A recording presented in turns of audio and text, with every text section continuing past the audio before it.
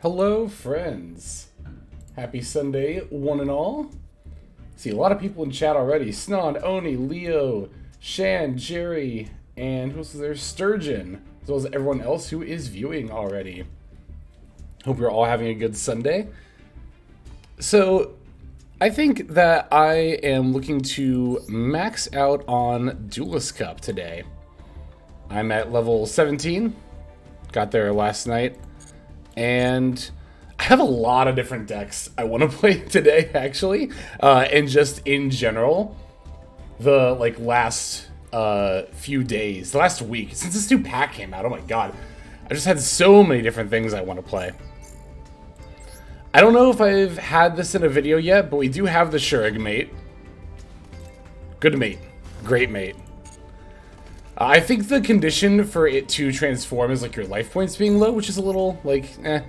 I wish I could see the transformation more often, but that's still cool.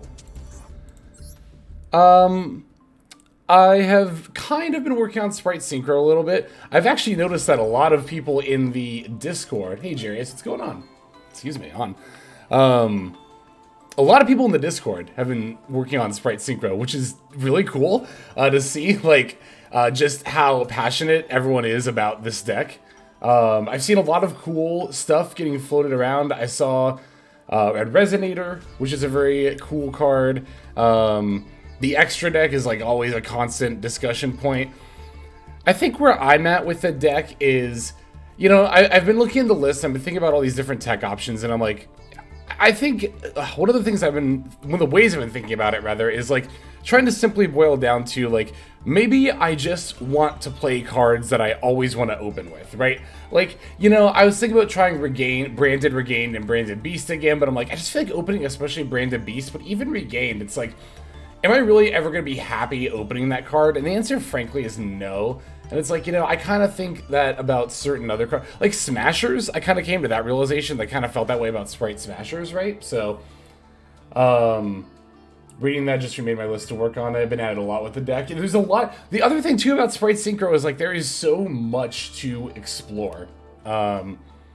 This deck is wild. We might start with this. I'm thinking we'll probably start with Spright Synchro.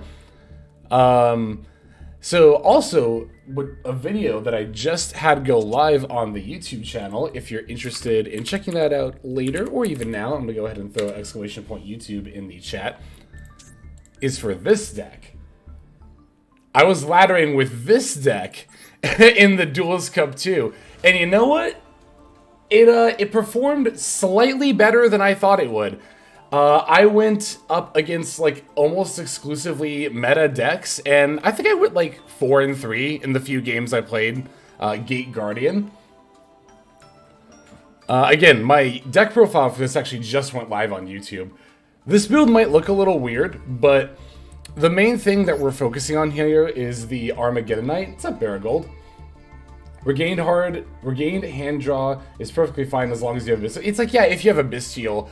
But the thing is, like, it's kind of the same thing as why I don't like Smashers. Like, there are a lot of hands where you don't have the, you know, other thing you need to follow that card up with. And also, I don't know, I feel like even in hands where I have the combo, I'd probably still rather have, like, a Call By or a Triple Tack or a Droll or a Nash or a Crossout, something like that.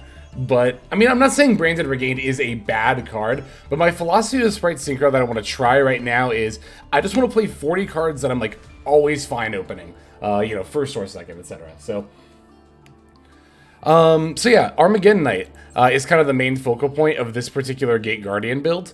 You know, now you might be thinking, why not Elemental Hero Prisma? And this is the first thing I thought too when I was thinking about building Gate Guardian. It's like, okay, yeah, you can use Prisma, reveal like any one of these goobers, and then send any of the Gate Guardian pieces, and then this is treated as it. Surely that's good, right? It's fine, but the thing that is like not that great about this is that you really don't want the Gate Guardian pieces to be in the graveyard. You actually want them to be anywhere but the graveyard because, hey, what's up, Jade Milkman? Thank you very much for the follow. Because the Wall Shadow, the Tank, all these different effects that put them in the spell trap zones can do it from pretty much anywhere but the graveyard. So, the other thing, too, about this deck and why the Armageddon Knight ends up being better is that the Armageddon Knight plus Labyrinth Wall Shadow, this is like the main 2-card combo of this deck. That's why we play Rhoda and also 3 Small World to try to find the Armageddon Knight. The main 2-card combo of this deck is you activate the Wall Shadow, set up the Suijin, normal Armageddon Knight, send Zephyros. Zephyros bounces Wall Shadow. This is a soft once per turn, so you can activate this again, set up the Kazejin. You link these two into the, where is it? Cross Sheep, right? Then you can summon Wind and Water using these two you set up in the Cross Sheep zone. That brings back the Armageddonite in the graveyard. Then you send Destrudo. Destrudo target Armageddonite, bring it back. And then from there, you can either Ancient Fairy Dragon for Pseudo Space for another Wall Shadow for the Sangha, which if you have the E-Telly for the level 3 tuner, it means you can go into a Barone. Or you can also just go Cross Sheep, Armageddonite, and the Destrudo into Appaloosa, and then you have 3 monster negates and 2 spell trap negates going into the opponent's turn. So that's a really cute thing you can do with Gate Guardian. I'm probably not going to play this deck today, but I might if I want to try it out. I want to be able to play any of those decks. The stupid annoying lines from the Weird Brothers. I loved those episodes when I was a kid. When I was a kid, those were my favorite episodes of Yu-Gi-Oh! I don't know if anybody else did this, but when I was a kid, I made like a cardboard labyrinth like maze, so that way I could play with the rule set that they used in the show.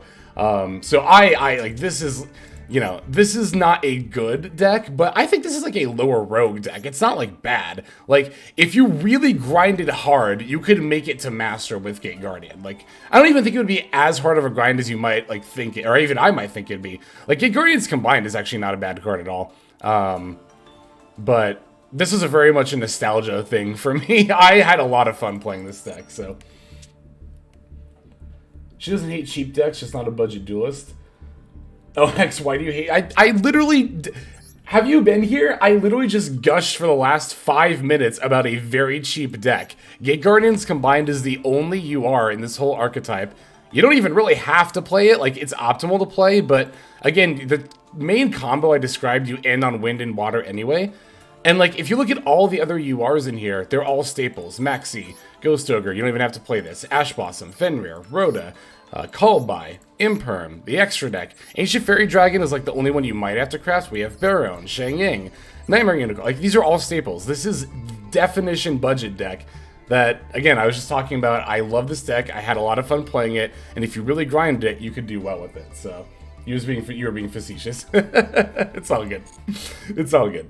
No, that is like a comment that I've not been getting like a lot. Well, actually, you know what? In the past few videos, I kind of have been getting a lot, you know, between Spright, Synchro, and Mannadium. And it's a fair complaint that there's a lot of URs in a lot of decks that I'm playing lately. So, Mannadium is another thing that's potentially rather on the docket for today.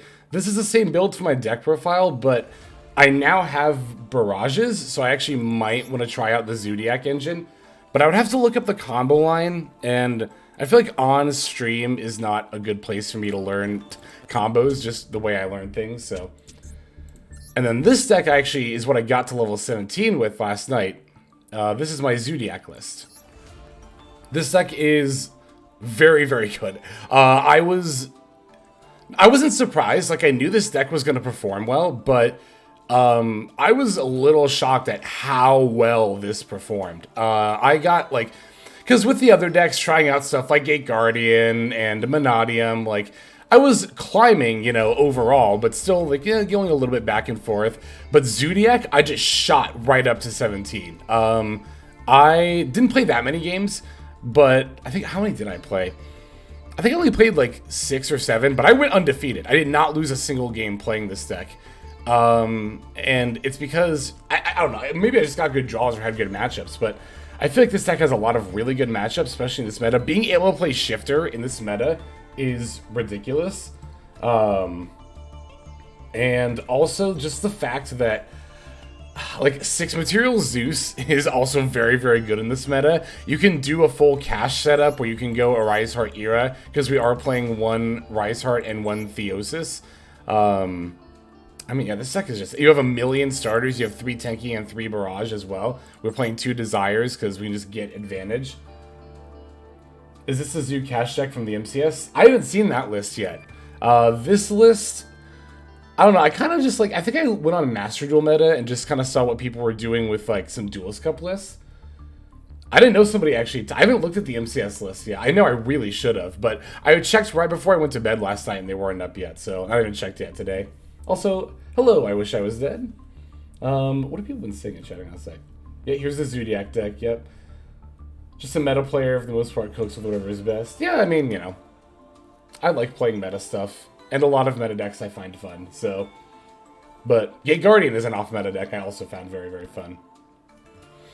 How expensive is this list? Well, you don't need 3 Trident, you only need 2. You definitely need 3 Barrage. And if you don't have or don't want to play Kashtira stuff, you could definitely also play like an Adventure Engine, and that's also not even just fine, but good. I see 5 URs from here. Oh, for like, yeah, for in-archetype URs, well, again, it depends how much you count the Kashtira stuff. Like, we have an Arise Heart as well as the Unicorns, but Unicorns are kind of staple.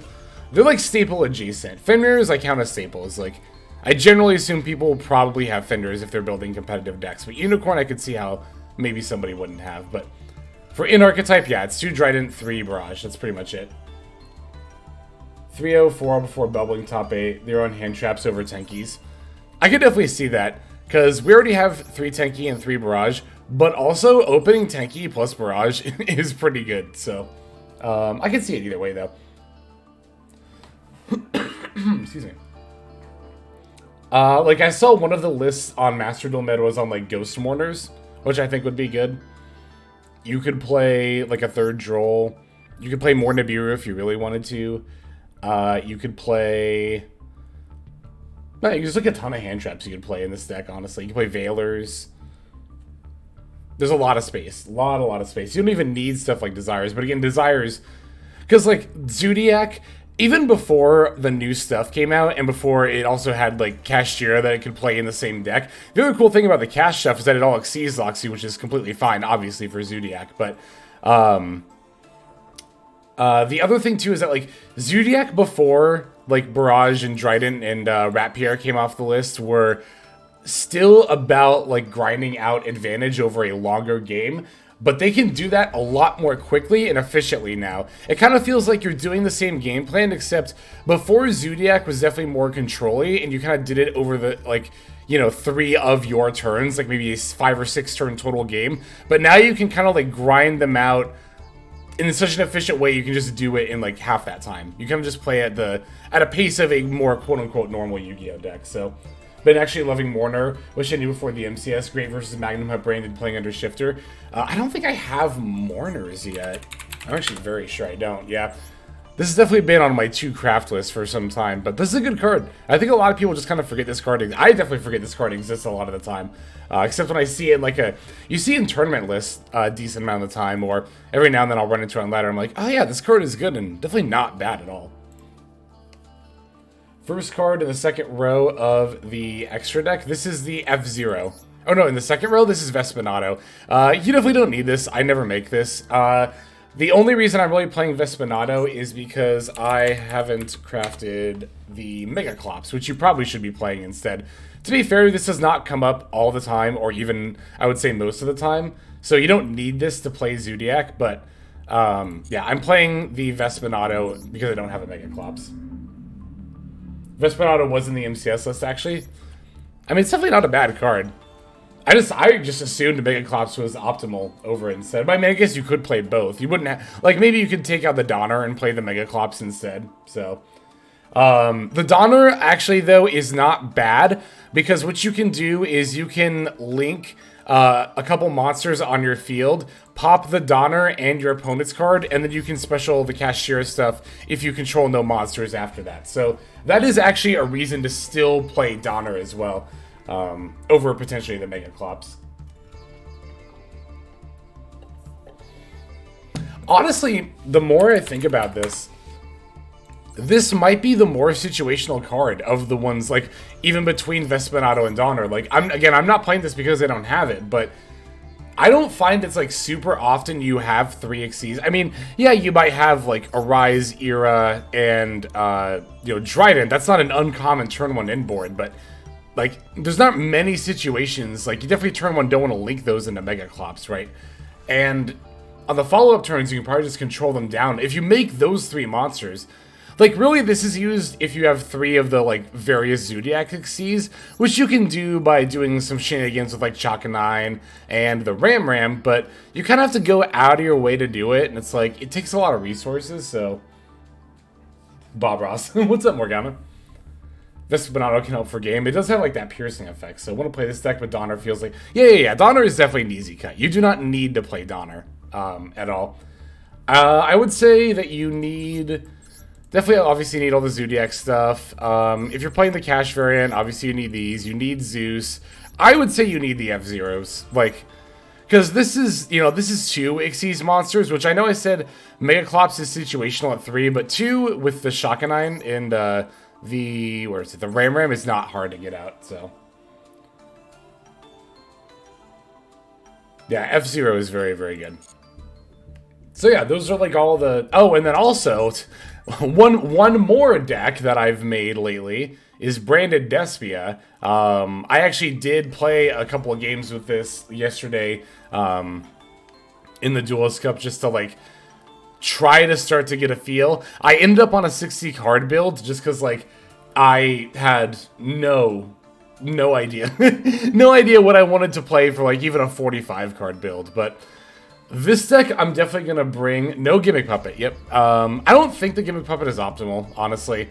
I could be wrong about that, but I think it's a very aptly named card that it is, in fact, a gimmick. But, yeah, I don't know. I'm definitely going to bring in an expert. I actually have a person in mind, and that's recording date scheduled. So, we'll be talking about Despia with a guest expert. Alright, let's go into the Duelist Cup, now that I'm done talking about all my decks.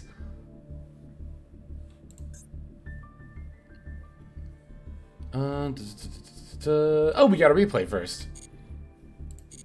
From Never in My Life. Let's see what we got here. Oops. I always go to the wrong menu. I always do that. Let's see. 891... 305 593 versus Dom. Have we seen this one?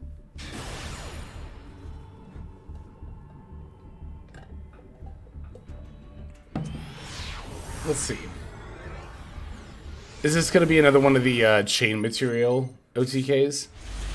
Looks like it. Okay, so we got the we got the setup here. Versus Dom, this sounds familiar. I feel like we've seen this one already, like at some other point, but let's see. Yep, we got the chain material resolving, so for those who have not seen it before, for those who are not familiar, we've seen this combo a few times, actually, quite a few times in replays, but yeah, basically the idea is we're just Temple of Kings to activate chain material. The same turn we set it. Allows us to fuse from deck. Combined with Fusion Gate means we just have like infinite fusion summons. Hey, what's up, Sephiroth? Thanks for the follow. Gimmick Puppet is really consistent in a blow up, but honestly, you will probably win anyways if you set up turn 1. Also, it's way more fun without Puppet. Exactly. Like, yeah, the Puppet definitely feels win more. I mean, it's like the same thing with Expulsion, right? When Expulsion came out, you know, people were on the Gimmick Puppet or like the locks or whatever, Rouse Disciple, you know, pick your poison, but I think people very quickly realized that it wasn't optimal, and I don't know, I'm not a branded expert, but I've asked people like, okay, so is the Sanctifier easier to set up the lock with than Expulsion was? And I've heard people say no, and it's like, all right, so it's definitely not like optimal then. If Expulsion wasn't optimal and Sanctifier is more difficult to set up, then it's definitely not an optimal way to play the deck. Puppet makes you feel like a toxic asshole and fucks you if they break it. Well, it's like, again, like, I don't even know if it's like... I mean, you can argue the toxicity aspect either way, I suppose, but like I'm also just again speaking about it more from like a practicality standpoint, rather. Puppet Lock is better in best of 3 for sure. That definitely makes sense.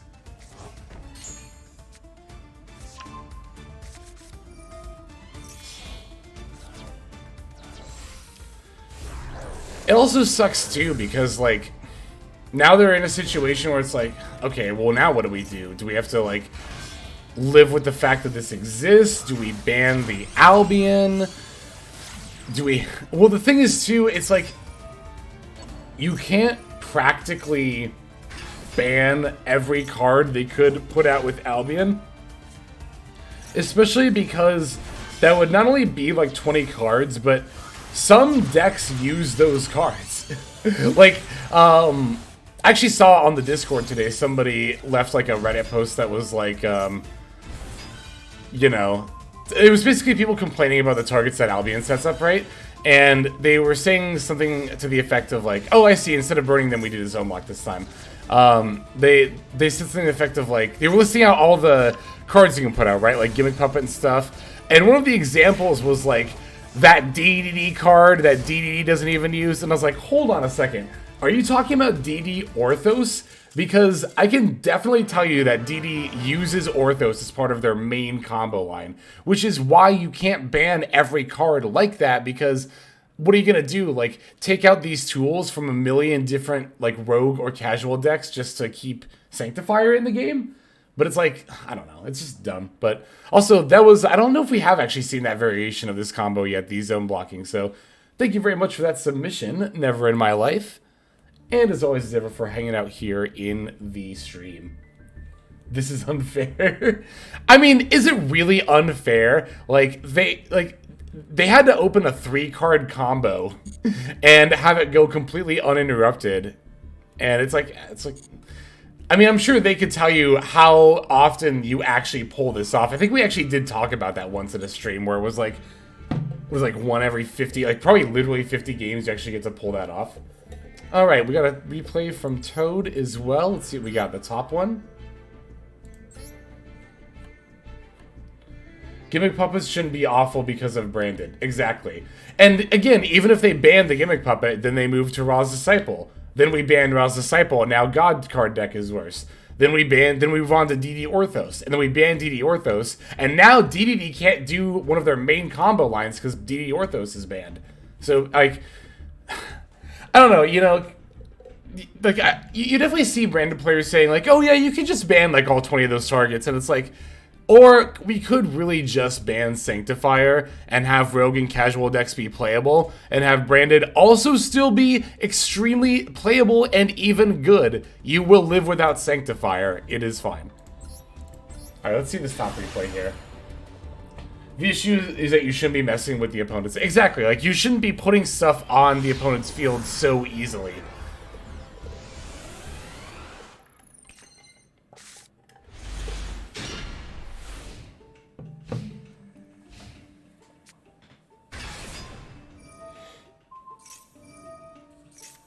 Let's see. We are playing Pearly against Kashtira. Oh, actually, hang on. They have, this is a Vanquishal, I think. Because they might be searching the Raisin, or trying to search the Raisin with this. We have the Ash Blossom. Wait, what did they add? They added Theosis. It is Vanquishal. I knew it. Okay. I had a feeling, I had a good old-fashioned feeling. I saw this sword and I was like, why would Kashtira be playing this card?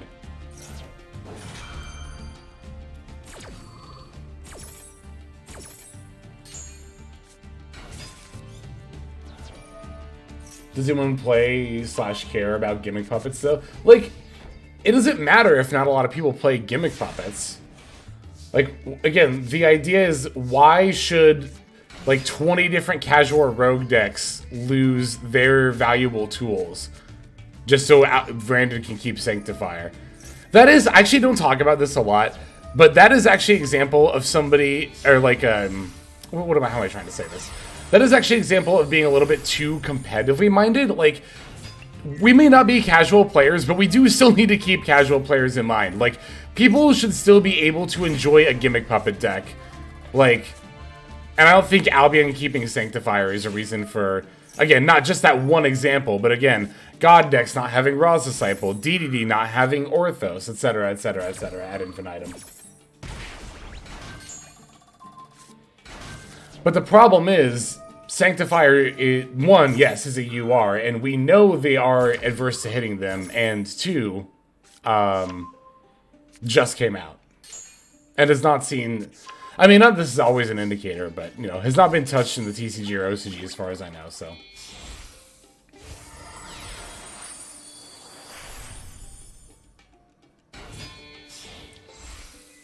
Once Sanctifier pack leaves, Brandon probably won't be a menace on ladder. Man, I don't think it's a menace. I think it's good with or without the pack. It was good before. Ooh, we are going into the Zeus and wiping the board. Okay, and we have the follow-up, so that's good. Sorry I'm not talking much about your game, Toad. Purely, I don't want to mess around with engines in this deck. Yeah, I can definitely see that. I've maintained I don't think the Dark World engine is the optimal way to play it. I don't think it's bad. I always have to clarify that. I don't think a Pearly deck with Dark Worlds in it is bad. But I don't think it's optimal. Same with the Shadalls.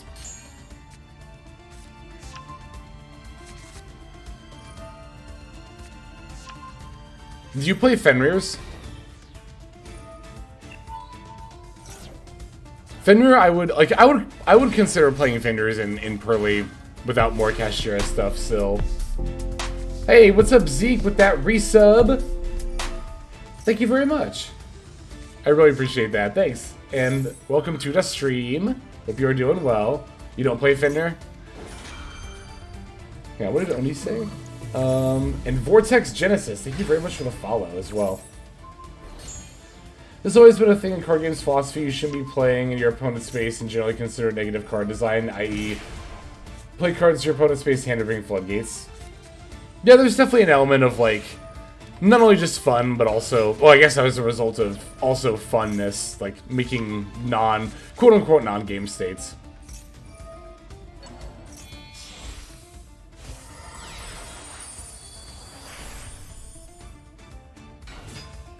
Sanctifier being able to summon literally any monster is criminal. Yeah, they either, like... I don't know, because, like, there was Expulsion before it, so... They either really wanted Brandon to have that kind of effect for thematic reasons, or they just, like, kind of designed Expulsion and Sanctifier at the same time, and then spaced it out, and then by the time they realized Expulsion was a problem, Sanctifier was already locked into being released. Because, I mean, I don't know how Konami does it as opposed to Magic, but, like, you know, a lot of card games, they gotta lock in these releases. They gotta lock in these cards, like, a year before release, at minimum.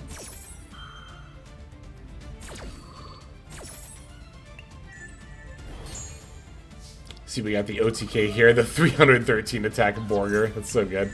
And then we're just gonna eat it anyway. Oh no, we're not OTKing here. Were we out of attacks? I should have been paying more attention. We have 7 materials, though. Oh my god. Let's see.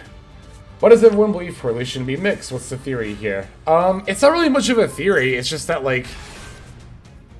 I don't know, like, the idea of playing Snow or Brow to deck thin off of discarding the quick play spell is, like...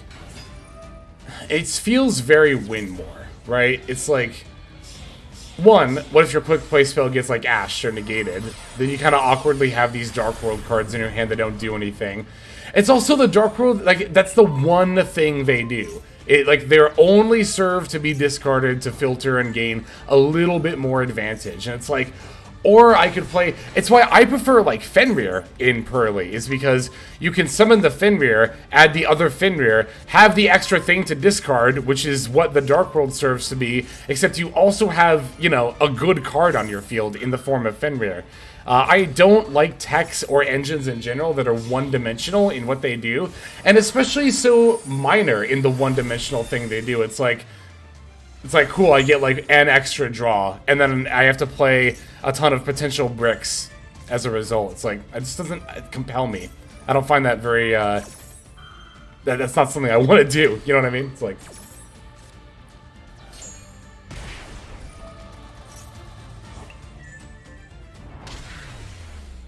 Especially in a deck that's already super consistent, it feels weird. I agree.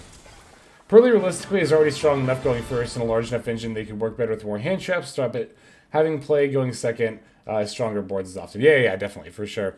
Also, GG's there, Toad. That actually a great showcase of why the X Pearly is a lot better than a lot of people think. Yeah, this is just a very good card. It's weird. It's like...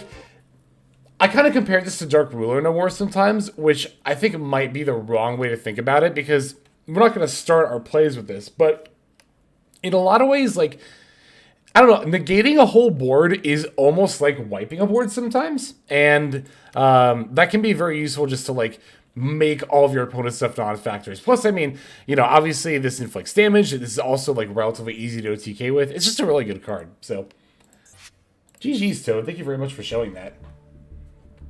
All right.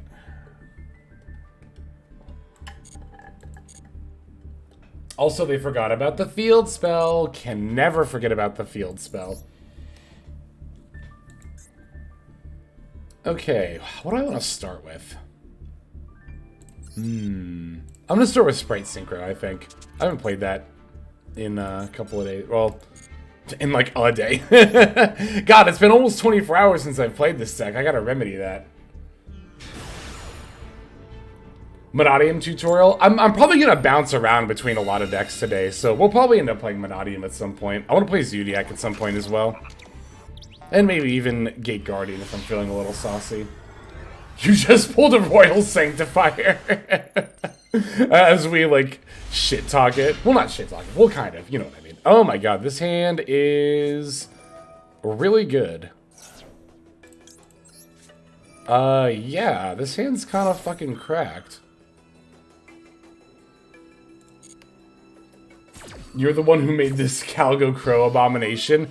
I cannot take credit for the creation of it because I definitely found the list on, like, Road of the King. When Assault Synchron very first came out, I just searched for this card and then I found it. Holy shit. What do we actually discard with Slide? Well, we just discarded Assault Synchron. We just bring it back. Duh. Like, what do we discard here? I wonder. The level 2? Custom hand. Custom hand! I know Shurig is finally a mate! It's so good. It's so cool.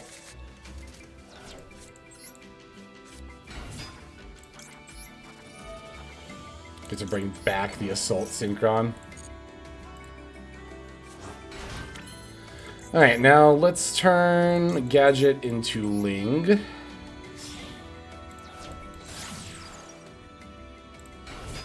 The only very minor complaint I have is that it transforms when your life is low. I wish it transformed when you were like... Okay, here's what I thought was going to happen when it was released, and maybe I just hyped it up too much in my head. But I was thinking to myself, like, God, how cool would it be if, like, it transforms during the battle phase, and when you do your game-winning attack, Shurig also, like, shoots, like, towards the opponent? How cool would that have been? But... okay, so I think here what I'm going to do is I'm going to summon Magnum Hut first, and then I'm going to sync for Cupid Pitch and make it level 2. God, I wish he... I know, right? When I first saw this mate, that's what I thought the animation was going to be, and I was like, ooh. Shurig mate transforms, I think, when your life points get low. Okay, let me focus on my combo here a little bit. So we're going to make the Cupid Pitch level 2. Oh, I meant to try out Catch Eye level 2 in addition to Caligo Clawcrow. It's kind of like a Caligo. It also actually has 600 defense. Here we're decreasing the level. It's light, and if you're making Sprint, the level decrease doesn't matter. So it's pretty good in theory. Plus, I've seen other people talk about it and use it in these kind of decks too. I'll put it here. Also, I was looking at the latest, what is it called? The Master Cup or something? The French Master Duel tournaments. It was like a 70-person tournament, and one of the top 8 lists was Twin Spright Synchro that was not playing Ringo Worm, which I thought was very interesting. Hey, speak of the devil. Oh, there's the Caligo. See, this is a kind of instance where the Catch Eye would be very good. Are we just gonna add the Caligo? I think we are here. Yeah.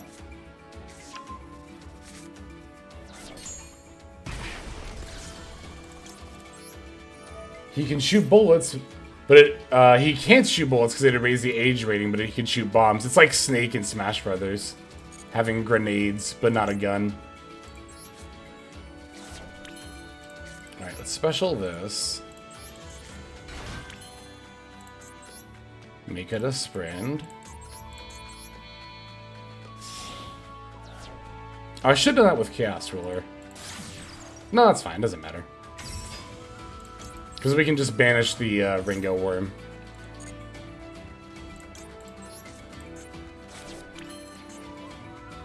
Activate on you.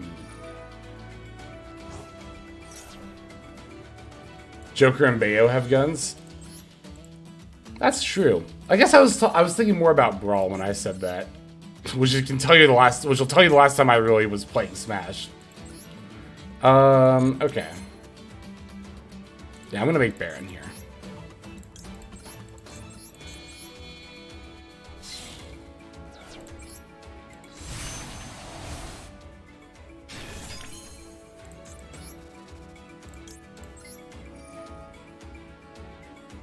You for sure, and you for sure.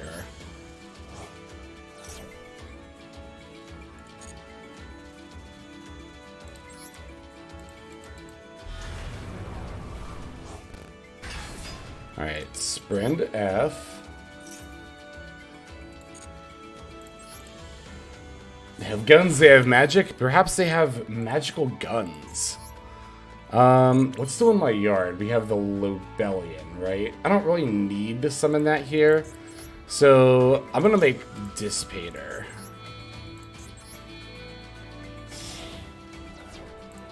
Where am I gonna put it? I'm gonna put Dissipator right here, and I think I'll put Elf up here later. Okay, now we can activate this. Bring back you.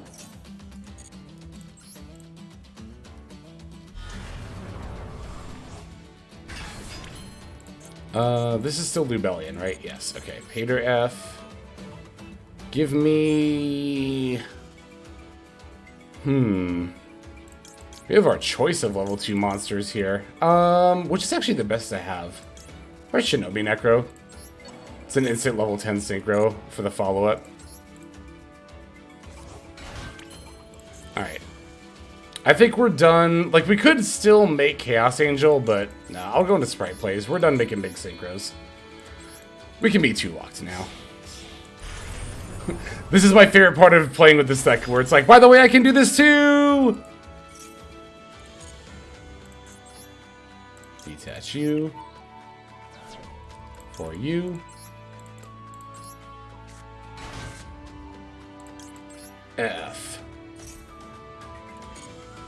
For you. We're done being Blackwings. Time to be a Spright deck. Exactly. We use the Chaos Ruler as a material, or they can just concede. That sounds about right. So yeah, we use the... Oh, I'm gonna get off of this so that sound stops playing. We use the Chaos Ruler as an elf material there, because I don't think... Well, no, we could still use it as a material for IP. I was gonna say, we don't have another opportunity to use it as a material for anything else, but no, there is still IP. Okay. They had enough. They were like, alright, I get it. Actual, literal custom made. Although that was still a pretty, like, typical combo line. Like, we had a very, very good hand. But it's almost like this deck just opens good hands. But again, that was kind of the philosophy. Ooh, thank you for that posture check. That was needed. And a hydration.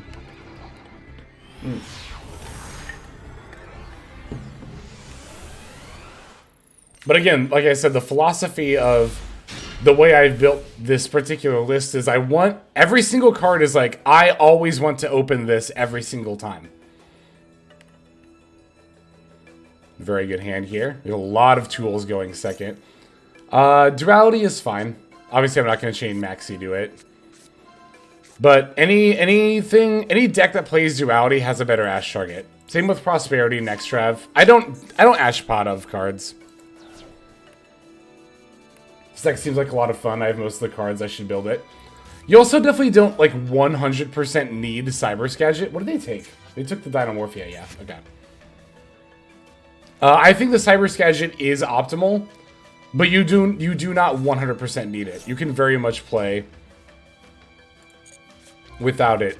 And again, even just yesterday, in that tournament I was talking about, the French one with like 70 people, The twin Spright Synchro deck that topped was like the one we were using before this stuff came out. It doesn't even have Ringo Worm, so. Okay, this sets the trap card directly, so I can't Ash it. What did they add off the... They added the Therizia. Okay, so Domain... Ooh, they have Sonic. Is that the one that negates... Spell or trap card? Okay. That's good. That's fine. This does not matter. We don't have any of those in our hand. So we're going to Ash Blossom the Domain. They have a Sonic that is irrelevant. So there's 2 back rows that we need, that we don't know, that we potentially need to be concerned about. There's also a card in hand that might be relevant. That's a very good top deck.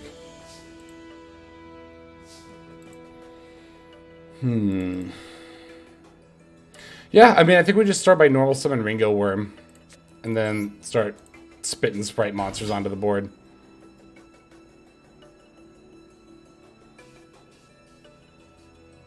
Okay. I'm gonna put this carrot here. Mwah, we love to see that stick. Actually, it might not. They could solve a counter trap. Excuse me. Okay, here's the Dinomorphia Domain. I'm just gonna Ash Blossom this. Also, what's up, Fi?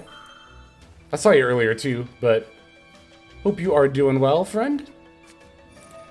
What is this? What is this? What is this? Brute. Pay off your life points, destroy 1 Dinomorphia monster you control and 1 card your opponent controls.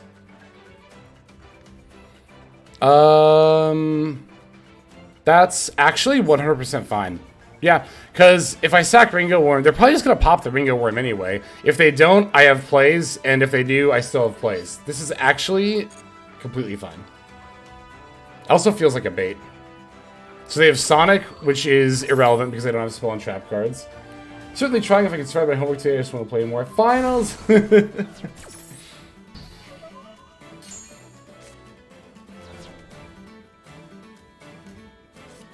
Ah, damn, no, they had the other one too. Okay, they have the Frenzy as well. We'll just max C here. I was really hoping to not also see the Frenzy. We don't burn in this deck at all, do we? Oh yeah, I also wanted to try out a rank gate, so I have the number 90. Because there's a lot of times where rank gates come up, especially if you do lines or make the Excel Stardust. We have the Cupid Pitch Burn. We do have the Cupid Pitch Burn. Hang on a second. This burns, what is the exact number? Equal to its level times 400. Oh, no, that's attack. What is the burn for? Inflict damage equal to the newly synchro summoned monster's level times 100. So if we sync for a 10 with Cupid Pitch, we burn them for lethal. That's cute. Oh, Cupid Pitch is mandatory. We can't not make it level 4. Would you starter? That's also very interesting. Okay.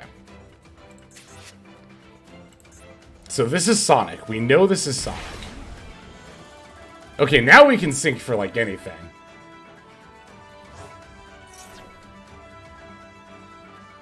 Kentragina. This is fine. I don't want a starter yet. Oh shit, you know what? No. Hang on. Using monsters from your hand deck. Wait, which one did they copy?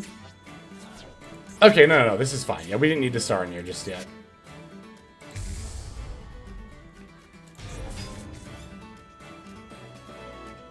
Okay, Rex term. Can I activate the effects of monsters they control? That will not affect Cupid Pitch.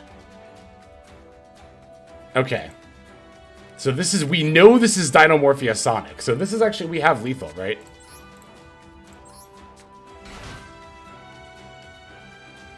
The funny thing is, the Cupid Pitch effect even gets chain blocked by the Chaos Ruler. I don't think that it'll work because I think it'll get chain blocked, right?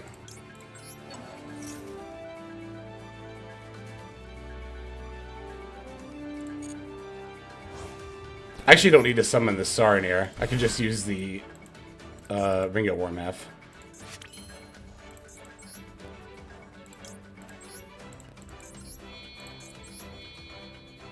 Yep, Saronir chain blocks as well. We can actually double chain block the Cupid Pitch F. Because it's mandatory, it'll always be Chain Link 1. Oh, it actually doesn't activate because of Rex turn. That's fine. I mean, that's also fine. Yeah, so we'll chain block it with Sarinair. And actually, we can... well, the Baron won't Omni because of Rex turn's effect, but... So we did actually have to use Sarinair. We did actually have to use Sarinair. Yeah, now they can't do... Now they can't chain the Dynamorphia traps because the last thing on the chain link isn't a burn effect. Oh, wait, no. Oh, no, it doesn't have to chain to a burn effect. They just take no effect damage. No! I thought... Oh, no, it doesn't negate the burn. It just says they don't take burn damage. Oops.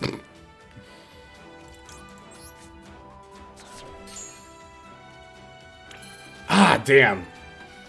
Okay. This is probably fine. It's actually not. Ah, damn. I thought it negated it. I didn't know it just said... Yeah, okay.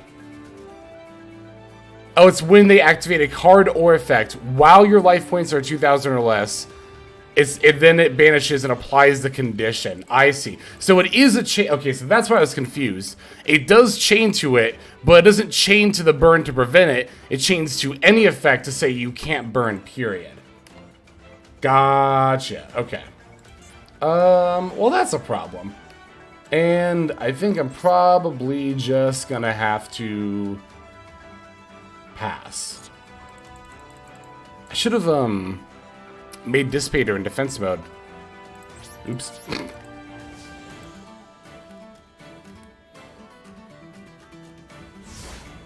Starter? They have Sonic, though. They'll just counter trap negate it. It's like there's kind of no point. I mean, to force the counter trap, I guess, would have been the point. And would have been a good reason to do it. Yeah, I should have started. I mean, it probably doesn't matter. Yeah, it's pretty Jover here.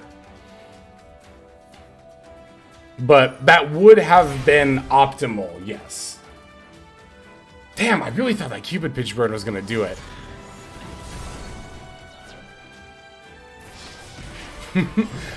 I don't know if anybody else has the Rogue deck they always lose to. I fucking always lose to Dynamorphia. I mean, that's obviously not true. Like, it just more feels that way because, you know, the bias in your brain is more inclined to remember noteworthy negative experiences than positive ones, etc., etc. But, goddamn, it feels like I always lose against Dynamorphia. The card of Demise in there, too, damn. Sure. Yeah, you can have it. It's just a weird game plan. It's kind of like... It's kind of like Fusion Labyrinth. Not even just in the fact that they also use trap cards, but specifically, like, the Fusion trap cards are very much like the big... Or like the welcome trap cards, right? There are these big summon effects on a normal trap that kind of make it have explosive plays on the opponent's turn. Altergeist, Mikanko. Hey, Brian, thank you very much for the resub. Oh my god, for 4 months, just like Zeke. Thank you so much. That, wow, that's awesome. That means a lot. Thank you. Alright, we're going second again. We have an Ash Blossom. A couple of triple attacks. Okay. Assault Synchron starter is interesting. It's plays, but it is 2 locked plays. That posture check, thank you. God, it's so easy when I'm playing Yu-Gi-Oh! To just lean forward and enter our Goblin mode. They're just so hard to damage. Yeah, that's the other thing, too. They're very, very good about that. But, I mean, obviously, that's like what that deck is all about, right?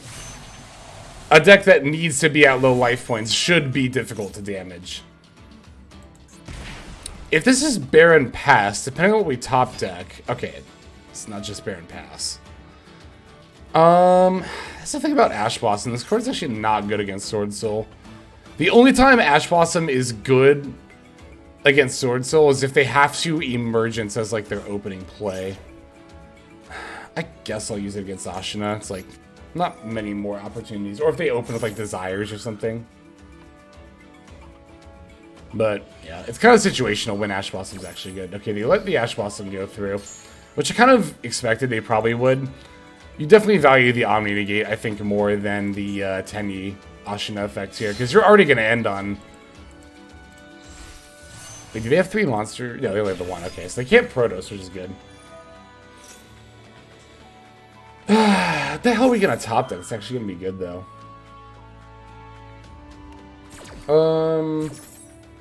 Spright Blue would be a good top deck.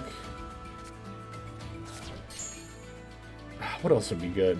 Signet Mining would be a good top deck. Actually, it kind of wouldn't because of Baron. I think I'd rather just draw the Cyber Skagit itself. I'd actually definitely rather just draw the Cyber Skagit itself. They had a Blackout? That's definitely awkward. Callby is not what I was looking to draw here.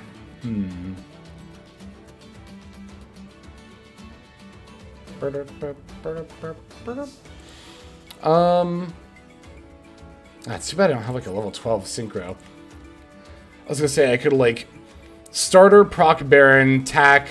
Oh, well, you know what? I could still... Oh, you know what? Okay. I think I know how I'm gonna do this. Starter, proc Baron, tack, take Baron, pop Chi Shao, normal Assault Synchron, link for Elf. Okay.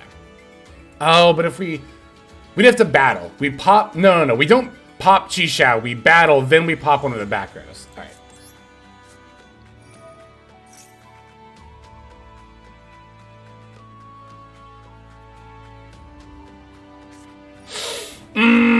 Oh, we have Callby. That's fine.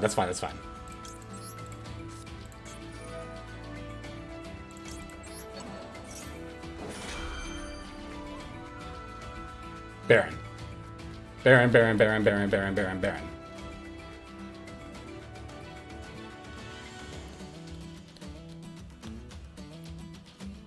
Yes. Whew. Got it. All right. Beautiful.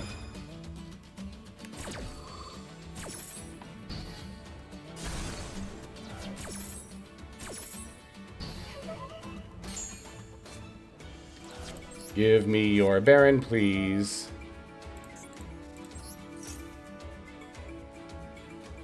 Ooh, what else do they have? They have one more chainable card. I feel like it's probably called by. Could also be the Heavenly Gate, I guess. Blackout's definitely not live, because we only have one card on our field. What order did they set those cards in, by the way? This one, then this one. Ah, they're going to stop me from... Oh, it was the Chi Shao effect. Okay, that's what it was. Okay, so they're going to stop me from popping one of their back rows. I feel like this one's Blackout, so I would have popped to this one. We don't special this, we normal summon this. They have a live back row. I feel like it's called by. It's Solemn Warning? What the fuck? Okay, was not expecting that.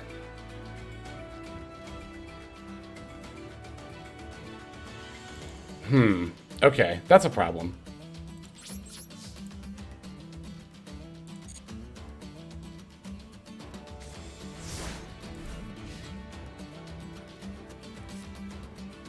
Wrong triple attack target? Oh, you're saying if I had specialed Assault Synchron. Oh, and then I could have synced for 10. You're right. I didn't even think about that. I should have. Although, I guess either way I would have gotten warnings. See, my thought process was... Here was what I was thinking. I also forgot about the Chi Shao negate, to be fair. But I was thinking, okay, we talent, we take the Baron, we battle over the Chi Shao, we pop one of the back rows, normal Assault Synchron, link for Elf, bring back Assault Synchron, overlay for Jet, boom, we have a Spright board, is what I was thinking. But there was also merit to just making our own level 10, like making our own Baron, or I guess Pater wouldn't have been that good. So I guess it depends if the level 10 Synchro or the Spright board is better, which I would have to think more about, honestly, because you could make an argument either way. Oh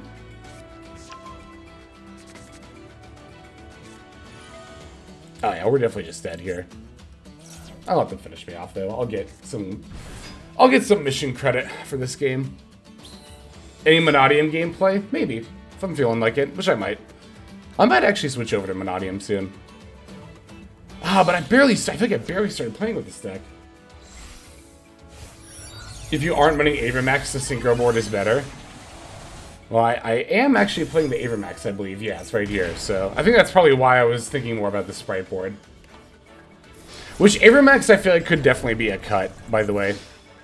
I'm definitely not opposed to that.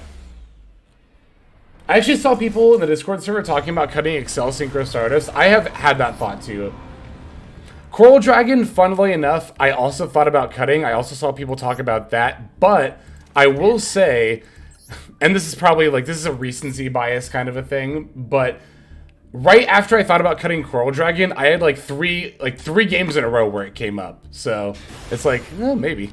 Like, it still doesn't always come up for turn 1 plays. In fact, it very rarely comes up for turn 1 plays, but for follow-up, it's come up a few times.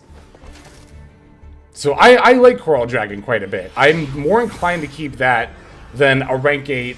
Honestly, I'm more inclined to keep Coral Dragon than Excel Stardust, I think. This hand is bad, not good. Ooh, yep, this is not a combo. If we could just get a light or a dark in the graveyard, it would be. I have an idea. Maxi. Maxi. Activate Maxi. Damn it. Okay. That's fine. Whatever. We'll just end. I was like, okay, if they activate Maxi, I can triple tack and probably draw 2? Maybe hand rep? Probably hand rep, actually.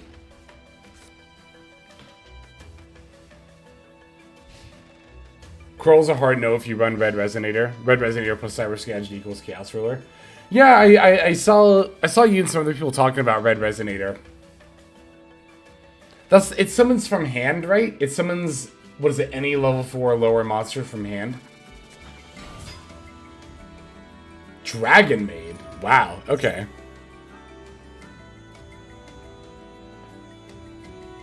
See how the next 2 games go. It's been a struggle to switch to Mannadium. I can come back to this deck later. I'll probably come back. I'll probably do Zodiac later. Special summon a Dragon Maid monster from your hand or graveyard defense. Blah, blah, blah, blah. Cool.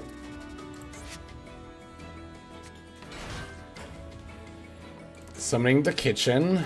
Sending the big kitchen.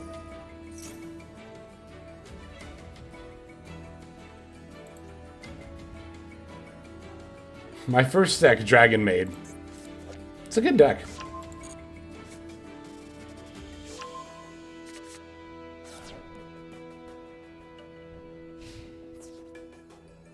God, I haven't seen anybody play with or against a Dragon Maid deck in forever. It's been a long time.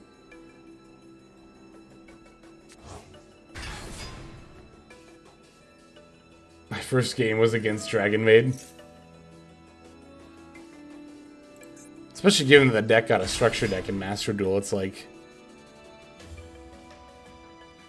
Even that aside, it's a very popular deck. What do we want to top deck? Kind of hard to say. It depends if they end up putting a light or a dark monster in the yard, which I don't think they will.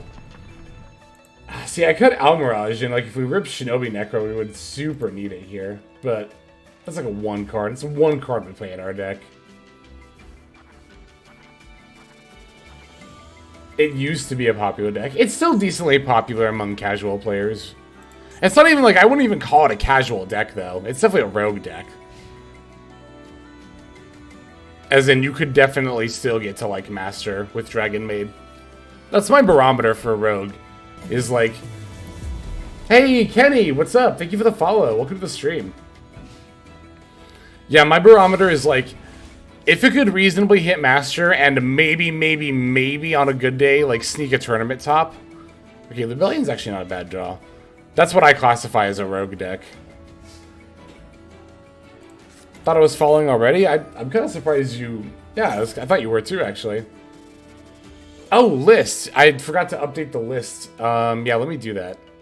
Well, I can't do it right now because I'm mid-game, but... Well, I'm thinking about switching decks after this one, actually, so... And I'll still update the list. Well, actually, that's what I'm saying, is I might just have to switch it to Mannadium anyway. But I'll show the list either way after this game. Ash Blossom and Joyous Spring. I'm not chaining, that's fine. Yeah, this Ash definitely just blessed me. Let's draw 2 cards for sure here. Yeah, we're gonna draw 2. This is one of those situations where draw 2 is good. Whee! Oh my god, that's... Those are 2 cards for sure. Oh my goodness. Do we have a level 2 monster? We have a carrot in our yard? Oh yeah. Oh yeah. Oh yeah. That's too bad the Sarnier can't chain block the Signet Mining. Well, they already used Ash Blossom.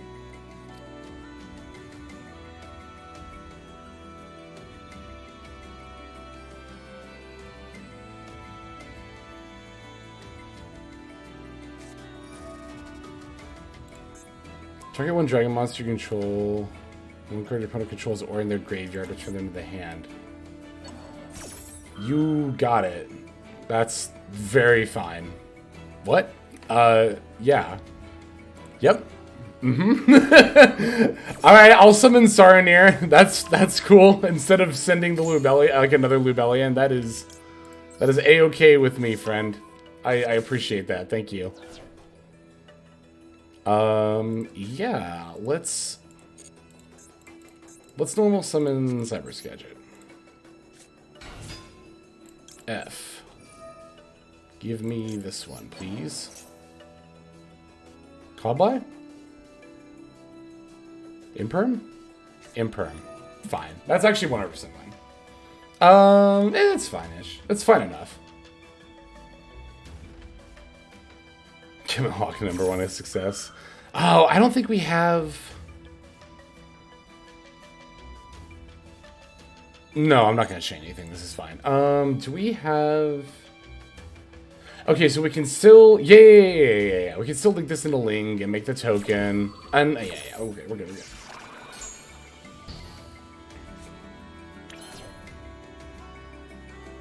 This list isn't the same as the video. I'm not using Imperm. There's like I think I basically took out Imperms and played triple tax. That's like the main difference. Alright.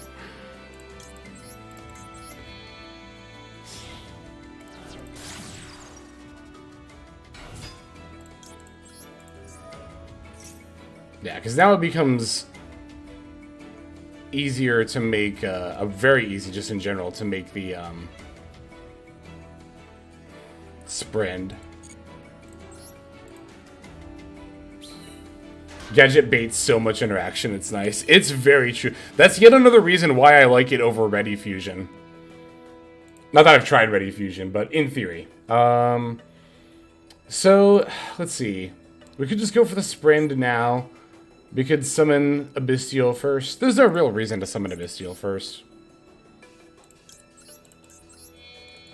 They have a monster, so they can't imperm from hand. I wonder what their quick effect is. Oh, it's this in the graveyard, isn't it? Doesn't this have a graveyard effect? Maybe just confirm graveyard special summon. Yeah. Okay, so they're just getting asked if they want to activate their Tiding. Extra X space is too valuable for Ready Fusion. That is definitely the main big drawback of that card. We send the Shinobi Necro. Now we can Saranir. Banish that Shinobi Necro.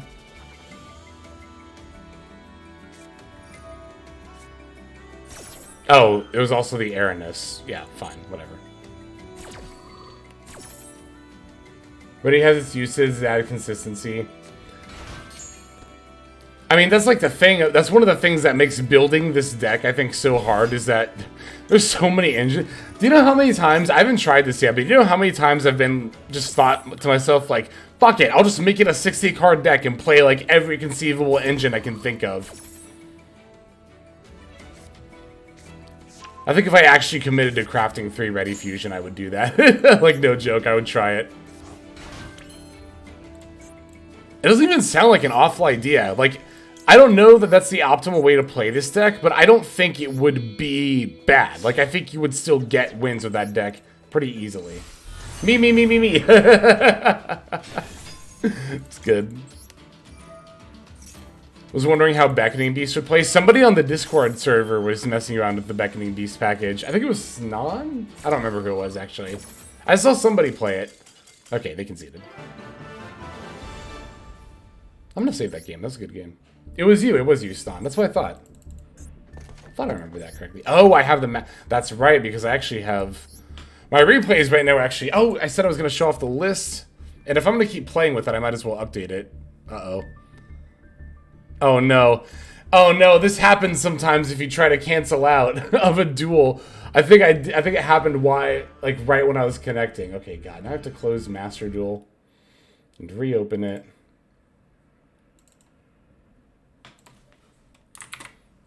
I hate that cancel button just doesn't work half the time. It's so dumb. Is my capture not no, it's not. Here we go.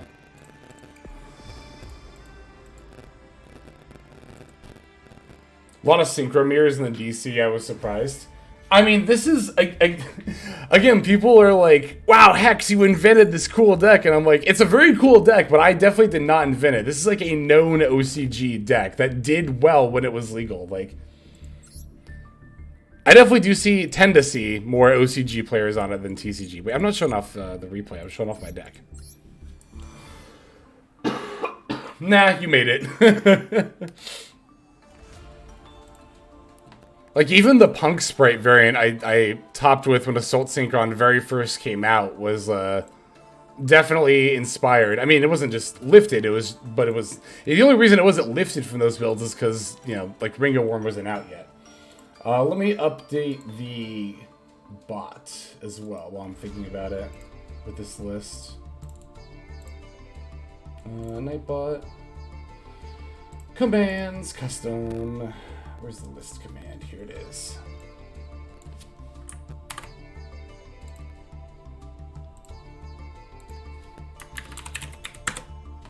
Regained, please. So, the theory I wanted to try out with this list, as far as the main deck goes, is... I was like, okay, I want to play 40 cards that I always want to open, right? Or that I don't mind seeing in my opening hand. And the thing about branded Regained and Beast, but especially Beast, rather, not Regained. Regained is actually a lot better, I think, in this deck than Beast, but the thing about those two cards is, like, even Regained, there were so many hands where, like, it doesn't make hands less awkward, right? Like, I'm not calling Regained a win more card, because you can obviously just pull it out of the deck with Lubellion, but as far as having it in your opening hand, it is a win more card, because it's not going to aid in your combos unless you already have plays. So... that's kind of my reasoning for not playing it here. That's kind of my reasoning for this list. Is, again, I wanted to play 40 cards where every single one of them, I'm like, I'm fine if I open this. Like, I don't care. And I don't think you have to apply that to every single deck. That's definitely not what I'm saying. And if I was, like, going above 40, which I very much am thinking about doing with this deck, then it would definitely be a lot more justified to play something like Regained. What if we played Gamma? I don't know, Oni. What if I muted you? I'm kidding. I'm kidding.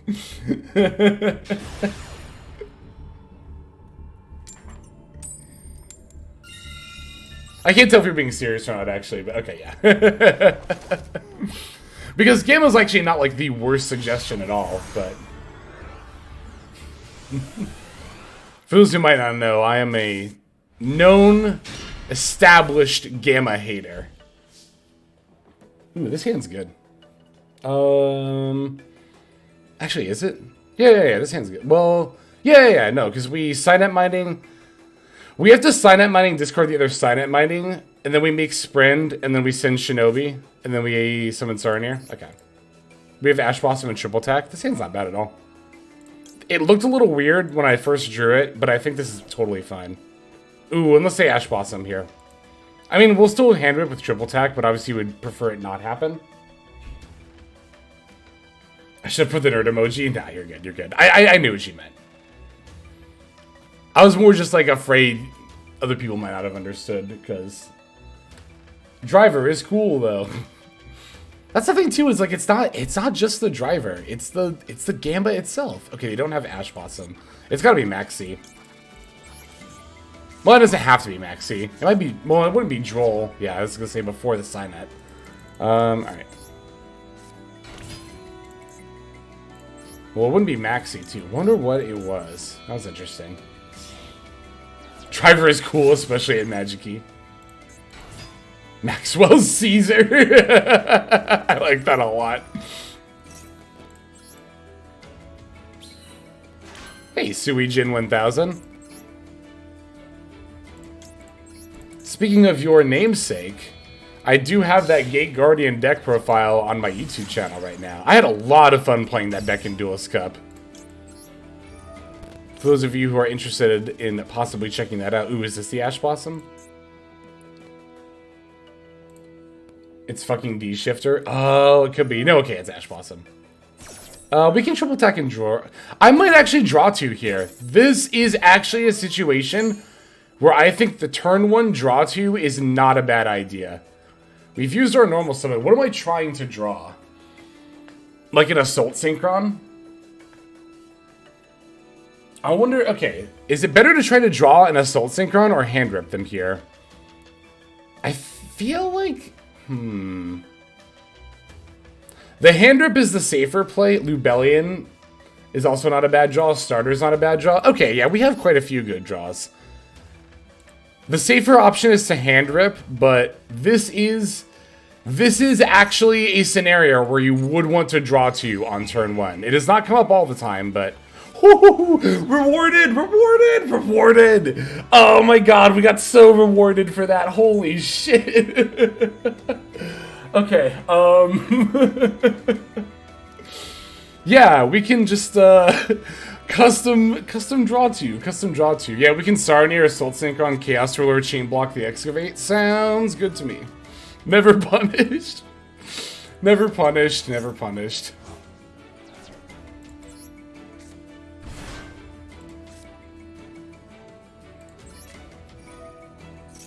Oh, thank you very much, Suijin. You're too kind. Oh my god, that Gate Guardian deck is so much fun, though.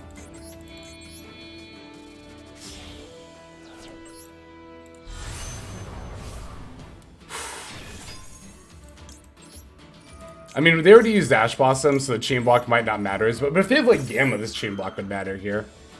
But they don't. Have you done an updated tier list? Not for this season yet, but it's definitely on... It's one of those decks that's on my radar. Okay, there's Ringo Worm. Oh, the Shinobi Necro too. Oh my god, that's so good. I might not add either of those, actually. I might just let them both go to the graveyard. In fact, I think I'm almost definitely letting both of those go to the graveyard. Because we don't have another light or dark monster besides them. You have to... You do this sometimes. This will come up in this deck sometimes, where you actually will have light and darks, but you don't want to take them. Yeah, I don't have a way of getting a non-effect monster, so we actually don't take either of those. Oh my god, holy shit. Okay, let's just activate Ringo Worm here and make Baron. Could also Magnum Hut, banish, Shinobi, bring back Ringo, make... Oh my god, we actually... Hang on, no, because we have the, that plays a little bit into Nibiru, but whatever, it's fine. We have the number 90, so making the Excel Stardust here is actually not a bad idea.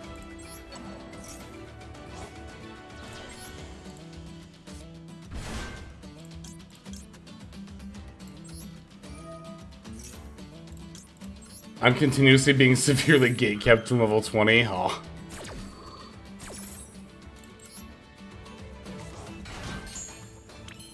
Alright, now we make you with you two.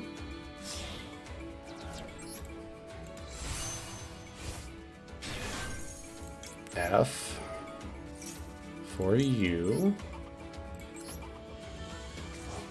This is also a dragon, so we could also make Pater with it if we decide we really want to do that too.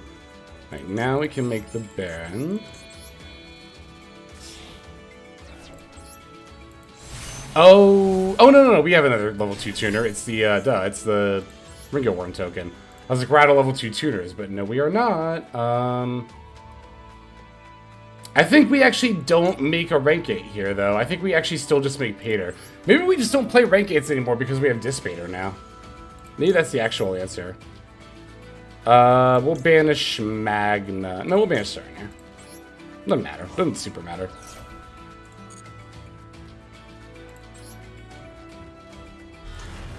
What about Chaos Angel? We could make Chaos Angel. But the thing about Pater is that Pater is going to give us another body, which is why I'm thinking about that.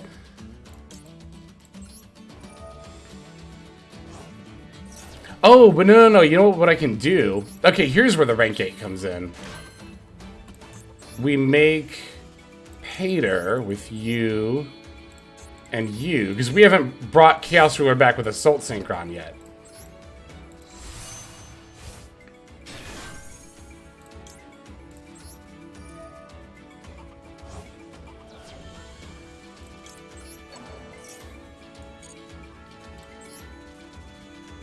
Alright, now I can bring this back. And I have a level... Yeah, I was going to say, there's no way I don't have a level 2 banished.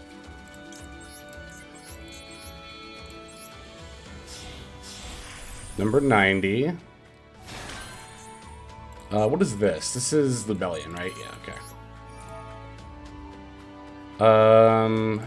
We said bring it back, yeah. Shinobi's better, because then we can use Chaos Ruler on the follow-up. It's under number 90, that's right.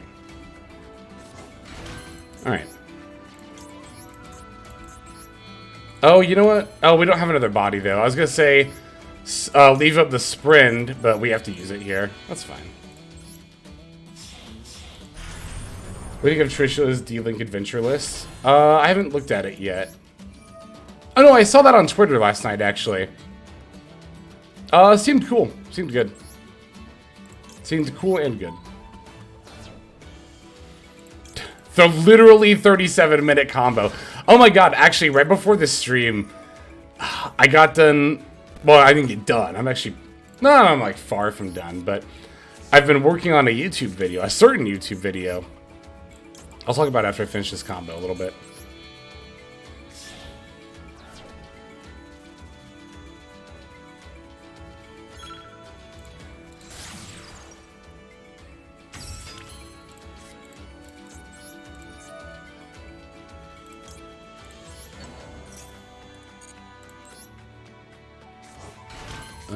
Let's see. Stream ends with combo ends. That's good.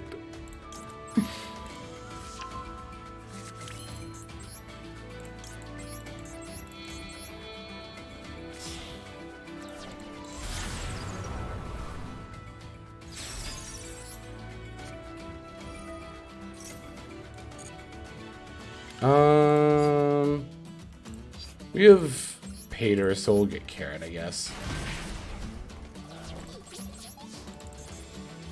We drew a Swarm.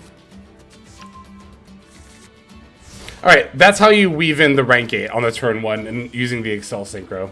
But yeah, the YouTube video I've been working on, I was working on it right before the stream, actually. I talked about it a little bit on the Discord server recently. I finally made a video about r/Master Duel. And I think it's gonna be fairly entertaining. I'm really interested to see, because it'll be not even an opinion piece, really. It'll just kind of be like it'll be very different from a lot of the other videos I make. I'm interested to see how well it's received. DRNM. I got hit with a Dark Ruin no more the other day, actually, for the first time in a long while. So. Yes. I mean, the title of the video right now, I'm thinking, is probably going to be the worst place to talk about Yu-Gi-Oh! And the thumbnail is literally just going to be like an image of like the header for r/Master Duel. So, if you want to get a vibe of what the video is going to be like.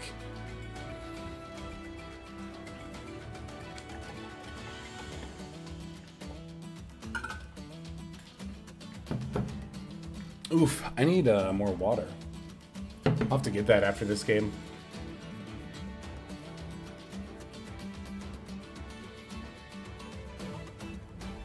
I already liked the video, you just can't see it yet. Thanks, Leo. Have you tried Plunder Labyrinth? I haven't personally played it, but I am actually fairly familiar with it. Mostly thanks to Toad, but also there's at least one other person in the community, or at least who was submitted to a viewer special that has also shown off Plunder Patrol. Okay.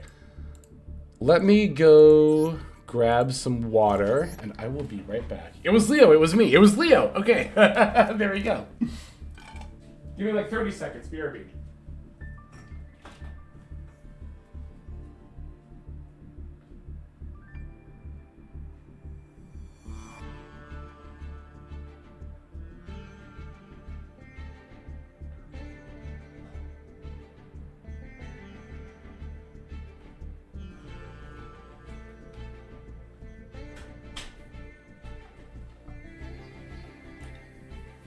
Okay. Fairly low ranked since I play Gold Plat. Let's go 3 accounts and kids. Yeah, that would definitely do it. Also, I saw that replay redeem from Abe. Let's go ahead and check that out here. Share you? Just trying to remember. Okay. We go here. Alright, it's 200, 653, 910. Oh, jeez, I wasn't clicked on the thing. Alright, 200, 653, 910. Alright, let's see what we got here. The first one versus Strike. What's up, games in Wales?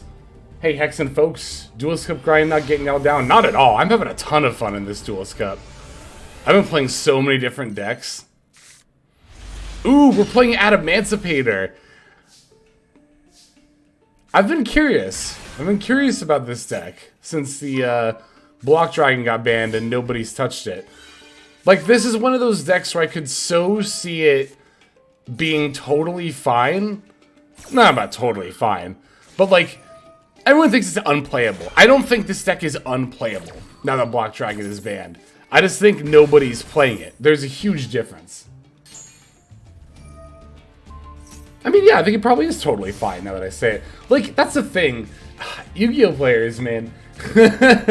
You call a deck like Adamantipator without Block Dragon totally fine, which is like such a non-committal phrase. To call a deck like okay, and they'll be like, this deck isn't okay, what are you talking about? It's like, oh my god, I'm sorry it's not one of the like top 10 decks of the meta. I have Adamantipator's deep in my heart. I've spent hours excavating. It's a good deck. It's a cool deck. Cutting some pet decks. Experimenting cutting some pet decks with Rudic to try to make them more playable. Hell yeah. It's a bit about Fountain going to one. It is unplayable. No. Unplayable is far too harsh. For a deck like this is not unplayable. Are you kidding?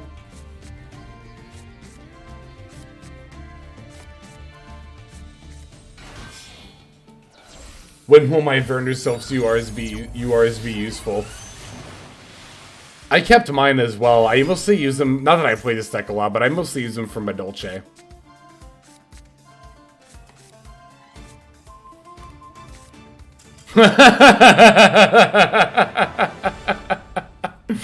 Oh my god, that's good. We just bounce all of their back row. I wouldn't even call Sue Ships unplayable. Exactly. That was good. That was a good one. God, I love that concede. As soon as their back rows get bounced. I was kind of surprised they didn't chain any of them. Although, I wonder if they were on more of a battle trap build. Because I saw that one Labyrinth trap card. And I know that is actually a variant of Labyrinth, where you play like the Archfiend and a bunch of battle traps. So maybe that's what it was. But that was a good game. GG's, Abe. Okay, do I still feel like playing Spright Synchro, or do I want to switch to Mannadium, or something else? I might want to switch over to Mannadium, actually. Yeah, I think I do. I think I want to switch over to the Mannadium list. Yeah, we're going to do that. In that case, let me actually switch the bot then. Okay, let me grab a screenshot here. Beep.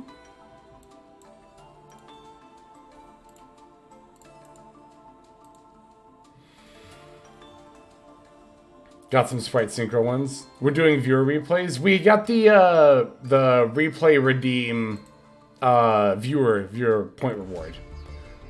So if you got 5K points, feel free to drop in a replay and we'll check it out. What am I doing? Oh yeah, I'm uploading the picture to Imgur. Grabbing the URL, going to Nightbot, which is right here. Boop, boop, boop, boop. List. Paste the URL, submit, and I don't know how Twitch works. I'm aging. It's the I'm trying to remember where it is off the top of my head on the user side. I think it should be just below the message field. It's like a little purple sphere. It's channel points. You can spend them on stuff and things. I think I found it. Right on. Alright. Grab my rewards here real quick. Or my missions, rather. Saving mine to Duel, you right on. Yeah, I do have that available as well.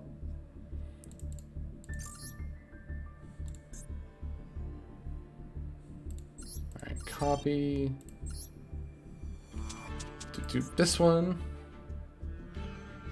3:30 a.m. though, gotta go. Ah, gotcha. Catch you later, Kenny. Yeah, definitely get some rest for sure.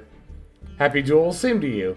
Adamantipator inboard is so very funny, but Goosegun barrier statue is so evil. It definitely sounds like it. It's good. Ooh, we're both at our level up game. Right on. If I'd known I was on my level up game, I might have stayed on Spright Synchro to see if I leveled up with it, but oh well.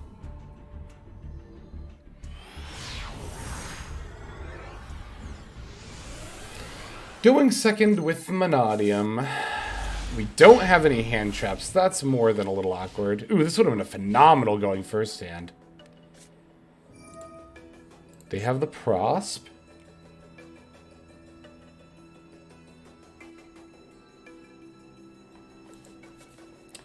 Let's see how many they excavate. 6. Okay. It's Dinomorphia again. No. I don't want to go second against this with no disruption. Ah, fine, whatever. Therizia, okay. Mm-hmm.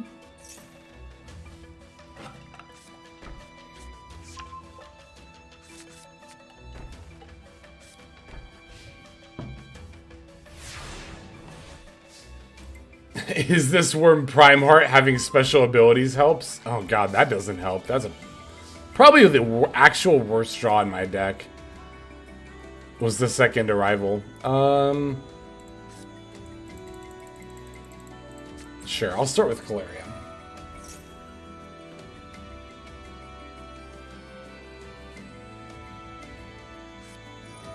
Yep.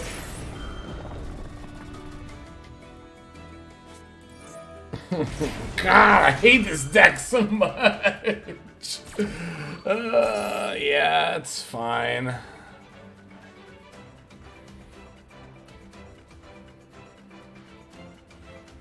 This is probably a top... This is definitely a top 10, maybe a top 5 least favorite deck to play against right here. The Rizzler sounds like a perfect appetizer name at Sizzlers. Would I eat something called the Rizzler? Probably not, honestly.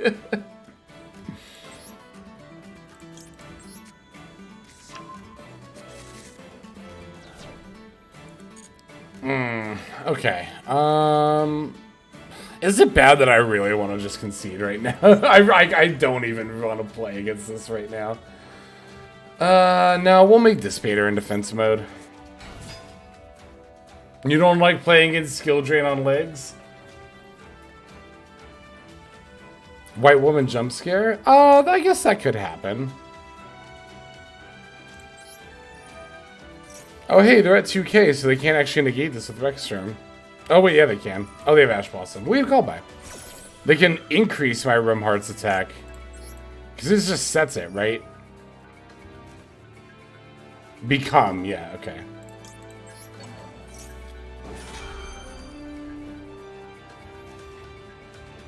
But if they use that here, that's completely fine. They have a Judgment? They probably do. Oh, you know what they do because what? This is fine. You're right, they do have a judgment because I didn't get the opportunity to activate Rimheart right away. You're 100% correct.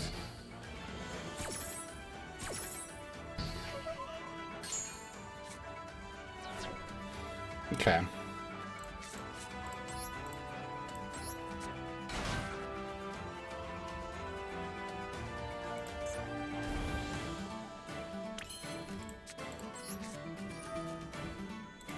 I wonder if it's a warning, a judgment, or a strike.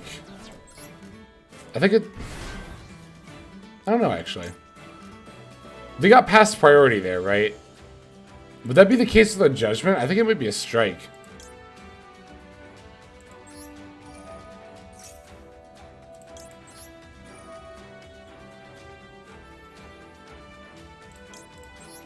It's strike? That's kind of, yeah, that's what I was thinking. Yeah, judgment wouldn't proc when a monster effect summons itself.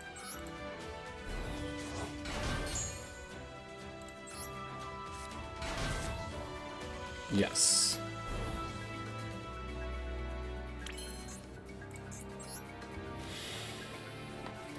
You can make a Shengyang as well. That's actually not a horrible idea. Wait, does that fuck with their things at all? No, I mean, we definitely summon it in defense mode.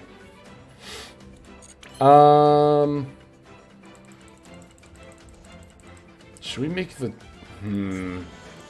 Should we try making the... Yeah, we'll try making the Lightheart first.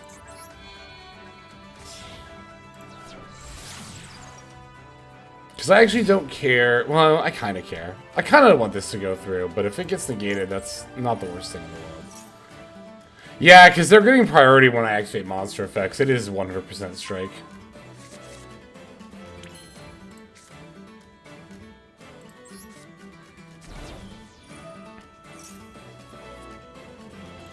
Yeah, and they didn't get it when I activated the spell. Okay.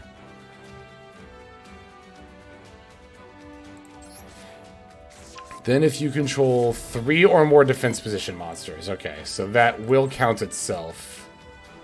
If I summon here. They have a graveyard effect? Do they? I don't know off the top of my head. Okay, now they're thinking about it. Ironically, this would actually be fine. Oh, they have this too. Okay. Oh, was that to lower their life points to negate the Reichardt so that way they wouldn't have to use the Rex term effect? That makes sense. They might also need whatever they summon here.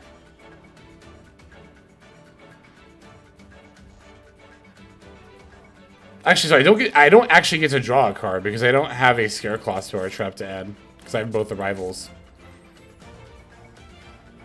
But I can pop a card. I can use this.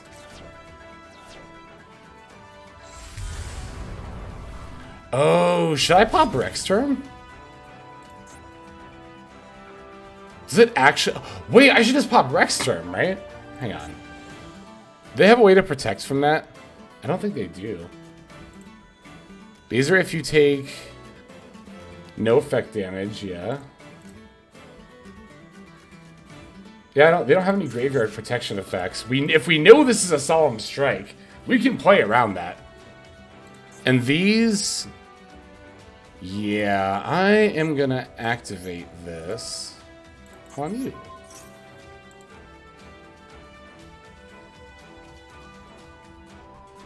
Yeah, this is their graveyard effect that's proccing here. It floats. That's fine. Unless they can just summon another one, which would be a little annoying. But I don't care if it floats. I mainly just want it off the field to stop negating my stuff. Okay, what does this do? Alright.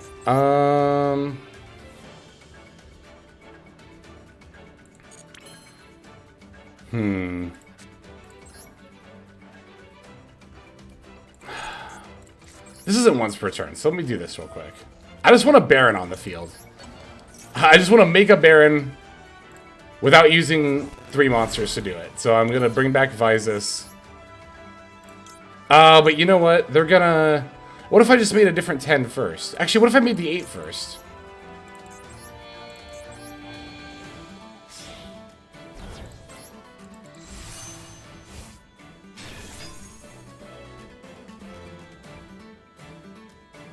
Hell, if this is Strike, could I not just enter battle phase and like attack this attack mode Theresa? There it is. It's Solemn it was Solemn Judgment.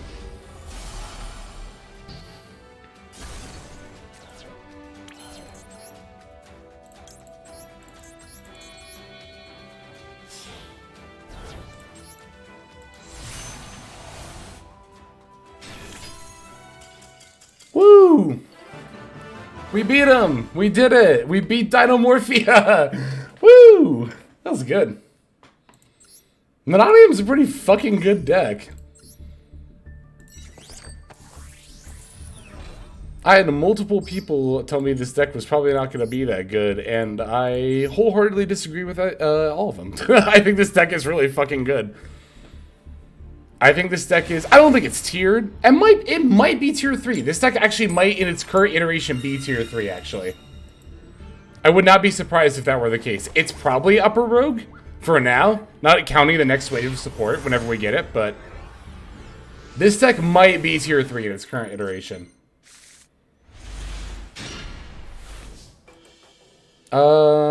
This hand's fine. Let me think for a second. Yeah, okay. I'm gonna start with Rhoda for Calarium and then Imaginings.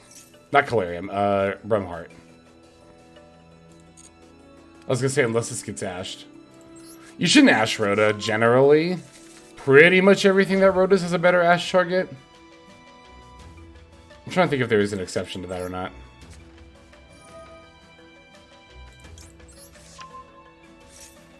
Imaginings is really good in hands like this, actually. Maxi against the draw effect is a little weird. I mean, that's still Ash Blossom it, of course, but I don't think, like, I don't understand why you'd Maxi there. But I can still stop. Oh, they have something else? What did Oni say? Hasn't won a tournament, unplayable. The amount of people that unironically think that way. I don't think we need Scarecrow cash right now. Well, we actually don't need the Reichphobia because we'll draw it as part of our combo line. Is Rumheart plus Visas? Yeah, Rumheart plus Visas is definitely a line. So let's put back the Reichphobia.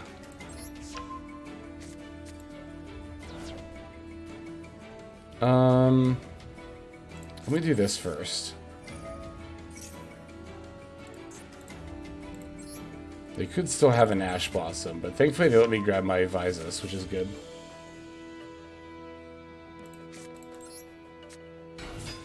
It's funny because Oni is only joking because people are serious with that mentality. It's imperm. Okay.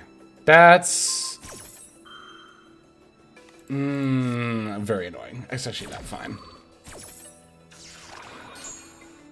God, there are so many people, though, who will be like, if this deck is good, why isn't it top the tournament yet? And it's like... okay. Oh, they have another quick effect? Jesus fucking Christ. What is that? What else do they have in hand right now? What could it be? Probably furniture?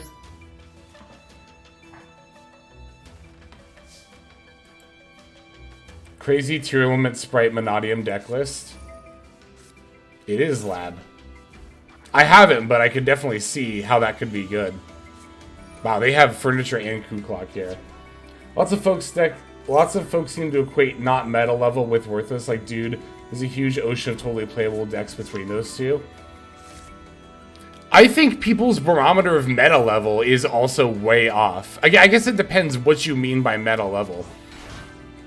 Here's the way I see it. I define a good deck the same way I define rogue decks. If a deck is at the very least capable of hitting Master and or sneaking in a couple of tops with a dedicated pilot, hey, Effect, thank you very much for the follow. I consider that a good deck, right? And I don't think it's wild, because, like, here's the other thing, too. I've said that to people, and they're like, I think that's a pretty loose definition, and I'm like, okay, what? A deck getting top rank and doing well in tournaments is not enough to be good? Are you kidding me? Like, I don't know. So, I don't know. To some people, I guess that's too loose of a definition, but, yeah, I don't know. The number of people who will... And the number of people who think that only the best 6 or 7 decks are capable of getting Master or topping tournaments is also staggeringly high. Also, yes, player skill. I mean, player skill literally matters more than what deck you're playing in every card game, no matter what. I mean, obviously there is a disparity if you're playing like an unopened starter deck versus like, you know, any tiered deck, but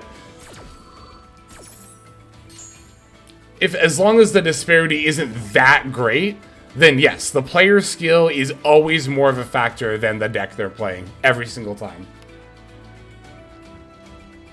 90% of Yu-Gi-Oh players can't read, and Yu-Gi-Oh players love to complain. They sure do.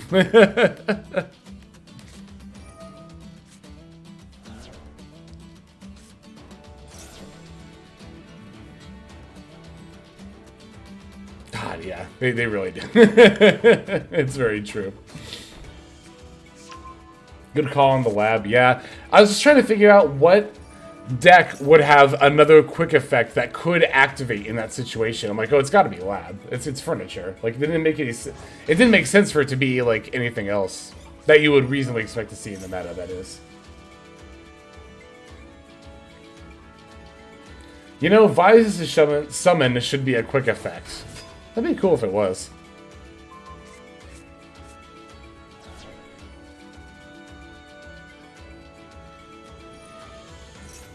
Skill plus knowledge, I feel, are the main factors that get non-meta decks.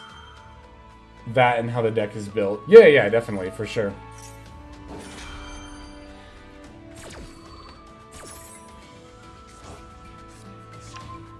It's also like, you know, it's like, I mean, I keep referring to it because the video was honestly just, he was just right in like everything he said. When MBT said that Yu-Gi-Oh players only act like the top 6 or 7 decks can win a YCS, when in reality, there's probably a pool. He said 30. I genuinely think the number is closer to 50. I think there's probably about 50 decks that could reasonably win a YCS if optimally built and with a pilot who knows the deck and its matchups well enough. And other card games like Magic are good about acknowledging everything that could potentially show up and take a tournament W, even in their Tier 0 formats. Whereas, you know, even, you know, regular formats aside, God, think about when Tier Limit was good. You would get laughed at for bringing anything other than Tier Limit to a tournament. People weren't even considering pure Spright to be good enough to bring to a tournament in Tier 0, and I was like, are you fucking kidding me? Like, I know Tier Limit is the best deck right now, but that does not mean everything. Like, genuinely, I would talk about bringing pure Spright potentially to a tournament, and people would be like, well, unless you're playing something like Mannequin Cat into End of Anubis, I don't know why you would possibly think it'd be better than Tier Limit. And it's like, well, I'm not going to make my deck worse. Like, I don't know. It's just like... And then I topped with Punk Spright. I wasn't even using pure Spright. I was on Punk Spright, and I topped anyway. Also, Low Yeet, thank you very much for the follow as well. Welcome to the stream.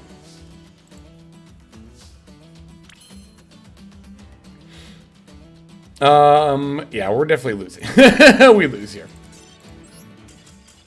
Most people think meta means Master Duel meta is meta, and it's just not the case. Weather Painter is the master list, you just have to know the deck and practice. Exactly. You can get to master with Toon, you can do it with Red Eyes, you could do it with Weather Painter. There's so many different decks you could do it with.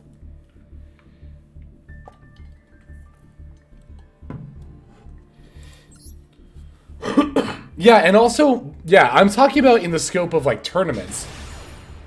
When it comes to ranked ladder in Master Duel, it's like even more true.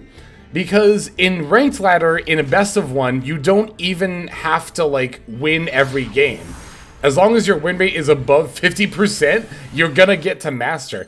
This is another video I really want to make. I want to make one about the topic of best of one deck building and mentality. Because here's what I think happens, right? A lot of Yu-Gi-Oh players really, really hate that Master Duel. Oh, can I do plays under Droll? Hang on, let me think about this for a second. If I normal summon this and then add, and then link, and then add, and they get a draw, and don't droll. Then I can activate the field spell, add, summon Visas, they get a draw, then droll. Fuck it, let's try it. Let's try it, let's try it. Let's try it. I haven't tried this yet. I haven't tried playing under droll, under my own droll against their maxi.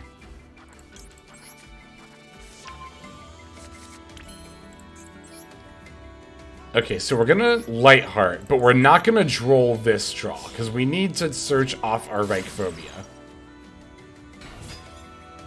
So we activate this. We do not activate this. We add this. We activate this. Yes. Give me Visas.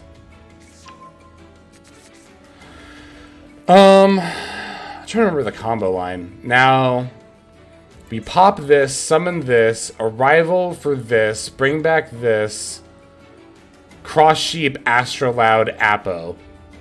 They draw off the Visas. We droll. We end on a 3 material Apo. They end on a +1. I mean, it's better than like just ending on this. So I guess we'll do it, but I'm not like satisfied. I'm not happy that I'm doing it this way, but I will.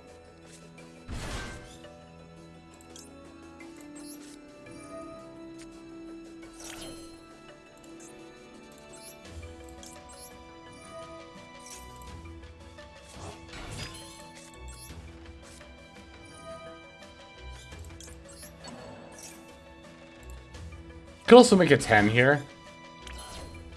I'll just make the Apo. Am I gonna make the Apo? Yeah, I'll make the Apo.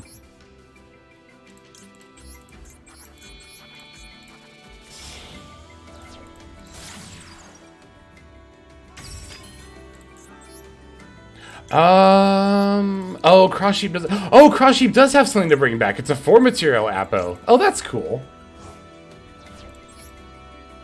Okay, that's a little. That makes me more.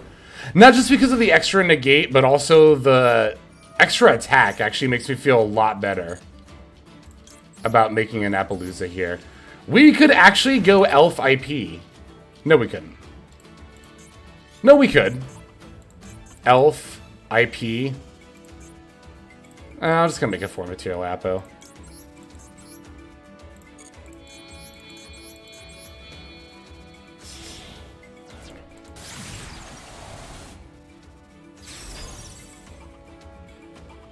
Okay, there we go. Plays under Droll. Playing around a Droll and Maxi in the same turn, kind of. That's how we're doing it. That was actually not bad. 4 material Apo and a Dream. Obviously, it's not optimal, but all things considered, it was definitely not bad. And we actually still have a combo line for next turn. This is a full combo right here. And we have the second Vicious Astrolaud and the second Lightheart. That's why you play 2 of each of these, because we can do a turn one like this and then still have a full combo because we have the second copies for the next line. We even have the next Arrival, which is like definitely not bad here. Blackwing, okay. If you control no... Wait. If you control no monsters... Blah, blah, blah. These stack. These are not once per turn, so we definitely negate this. We absolutely negate this. Watch it be branded. AO Blackwings, never mind. Yeah, we're definitely negating that. We do not want them to have multiple Black Whirlwinds. Ooh, that would be bad. That would be very bad.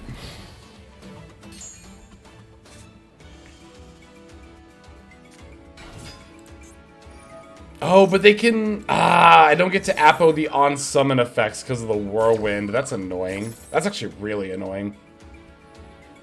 The normal summon one, at least. Oh yeah, but I was saying about best of 1 deck building. I think because most competitive Yu-Gi-Oh players, their only frame of reference is playing in tournaments where every single game counts. The main gripe I see a lot of Yu-Gi-Oh players have with best of 1 is that you can't be expected to win every single game, because to do that you'd have to play side deck cards in your main deck, which is obviously bringing down the consistency of your main deck. But I think the issue here isn't even that the game is best of one. I think it's that players are trying to win every single duel. This is why people say, oh, you have to play evenly, or a Kaiju, or Nibiru in every single deck in Master Duel. Otherwise, what are you going to do if you go second? But the thing is, again, on best of one ladder, you just need a win rate of over 50%. Like, sometimes you're just going to lose games, and that's okay. This is placing Black Feather Whirlwind. I'm actually not going to negate this. This is fine.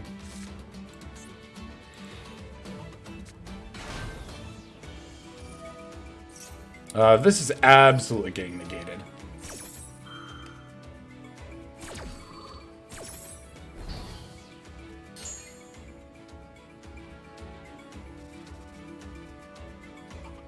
So yeah, I think a lot of people are a little bit too fixated on winning every single duel on ladder ever, when you don't need to do that. Sometimes they max you and you just lose. It's okay, we can hit surrender and just go to the next game. It is all good.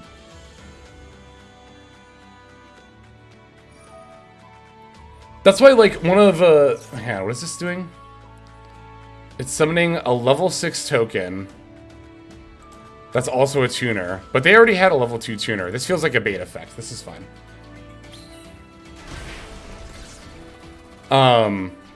One of the main questions I get asked about any given deck is like, what do we do if they have this? Or like, you know, when you're playing tier, it's like, oh, well, what do you do if you get shifted? And it's like, you lose.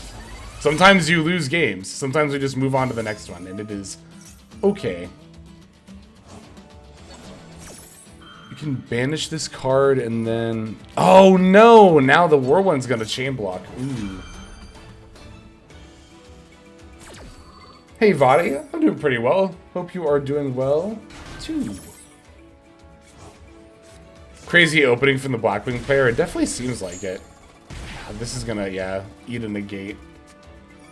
I'm playing Math Mech this week and Maxi hasn't done shit to me. That happens sometimes. What is this doing? Oh, it's eating by last in the gate either way.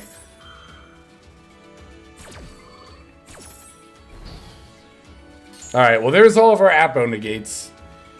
Let's hope they can't OTK me. But I wouldn't be surprised if they could.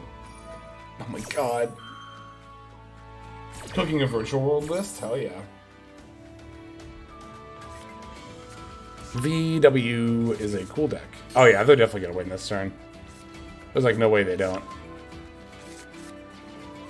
Especially in best of one, you can't tack against every deck you could possibly see. Sometimes you gotta make a guess what you're gonna see from other players and just be okay losing to some decks.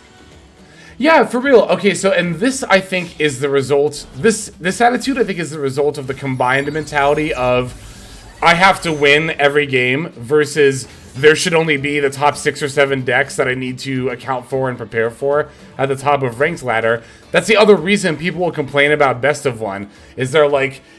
there are so many different decks on ladder and you can't prepare for them all, and it's like, yeah, that's fine and good. Which then people will also complain about when metas are not healthy and diverse. Shocking, Yu-Gi-Oh! Players just like to complain, go figure. The other thing, I mean, the thing that really annoys me, I think, about it though, is that like, everyone acts so justified in every single one of their complaints. Like, as if you're arguing against what they say, it's just utter lunacy and, like, you're being ridiculous. And it's like, when the community is constantly... when all the community's major talking points are always conflicting with each other like that, it's just like... ugh. Oh no, it's fun!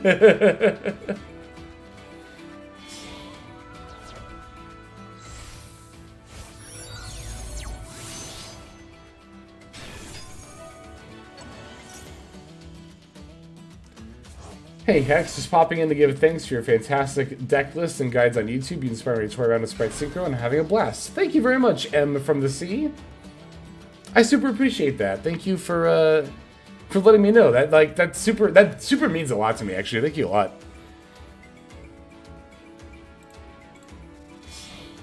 I have been having a lot of fun making these decks lately. That's why I couldn't decide what to play today. I still might play Zodiac later.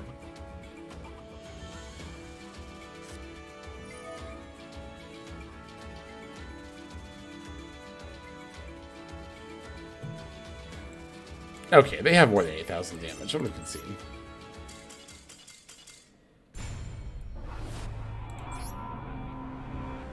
Some people just don't appreciate the feeling you get playing through a challenge. They just want free wins. Yeah, or it's like, I don't know. Some people will be like, I'm playing the better deck / I have the better matchup in theory, therefore I deserve to win every single time. And if I lost, it's because they got super lucky.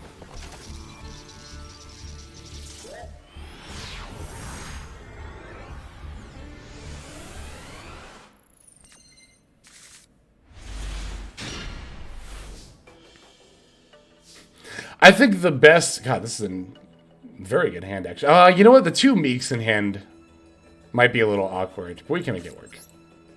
Oh, you know what? Actually... Hang on, let me think about this for a second. No, because we need Calarium.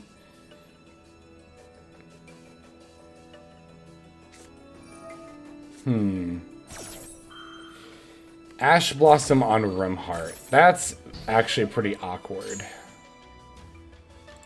I don't play the level 6 Synchros, which this is the situation where you would want those, for sure. Let me think for a second. Okay, if I special this...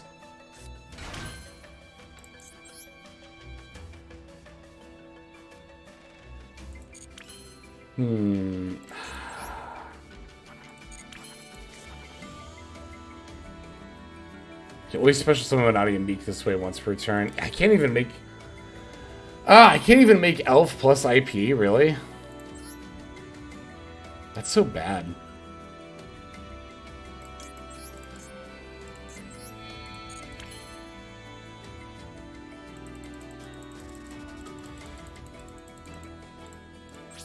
Sure.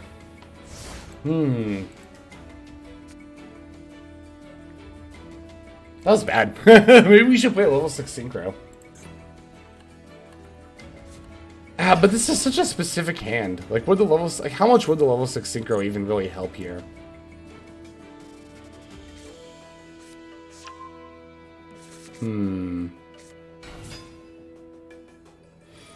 So where Lab and Stun Hate comes from... Yeah, I'm gonna Ash... wait, no, it's Lab. I'm not gonna Ash that. It's where all the Lab and Stun Hate comes from, too. People don't want to main deck spell Trap Hate. That's only useful against those decks, so they get mad that they're playable at all. True! It's why I super duper duper disagree with the ban all floodgates mantra. Floodgates don't keep meta, or not meta, combo. Floodgates don't keep combo decks quote unquote in check, but they do keep them honest. If floodgates didn't exist, you would never have to even consider maining a Feather Duster. You could play all gas and just hand traps. And, like, never have to worry about anything else, ever.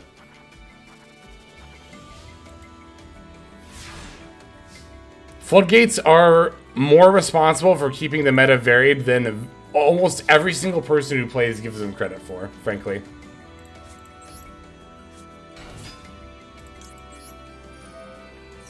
Also, people will lump in, like, Macro and Di-Fi into Floodgates. I don't consider cards like those Floodgates.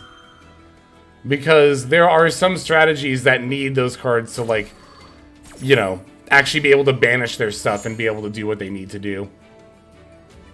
And sure, those are worse / more casual strategies, but that's another thing, too, is that, like, another bit of hypocrisy from the Yu-Gi-Oh! Community is that, like, you know, everyone's all about lifting up more casual or less competitive decks, unless they're doing stuff I don't like, then fuck them. And who cares? They're unplayable anyway. That's a huge actual... That's actually a huge one that nobody ever talks about.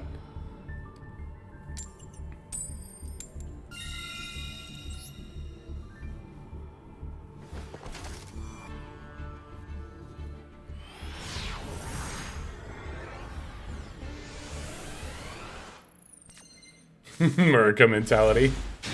What the hell kind of hand is this? This is a fucking Kashtira hand. Casually opening 3 of our 4 in-engine cards. That's really bad, actually. Well, you know what? We can summon a level 10, I guess. Well, but I might even want to keep the Ash Blossom. I feel like Fenrir plus Ash is honestly probably better than Baron, right? Well, you know what? No, wait, we do actually have plays. And it actually does involve making the Baron. Oh my god, okay. Check this out. Please Ash this. Please Ash this. Thank you. Oh my god. Worst Ash Blossom ever. I literally have 1 target I'm going to add. Not that they would know this. Not that they would know this, but... God, we'd love to see that Ash Blossom there. Oh my god, with 1 target in the deck anyway.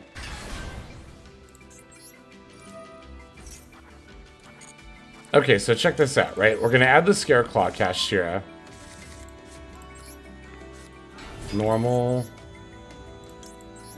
Sync.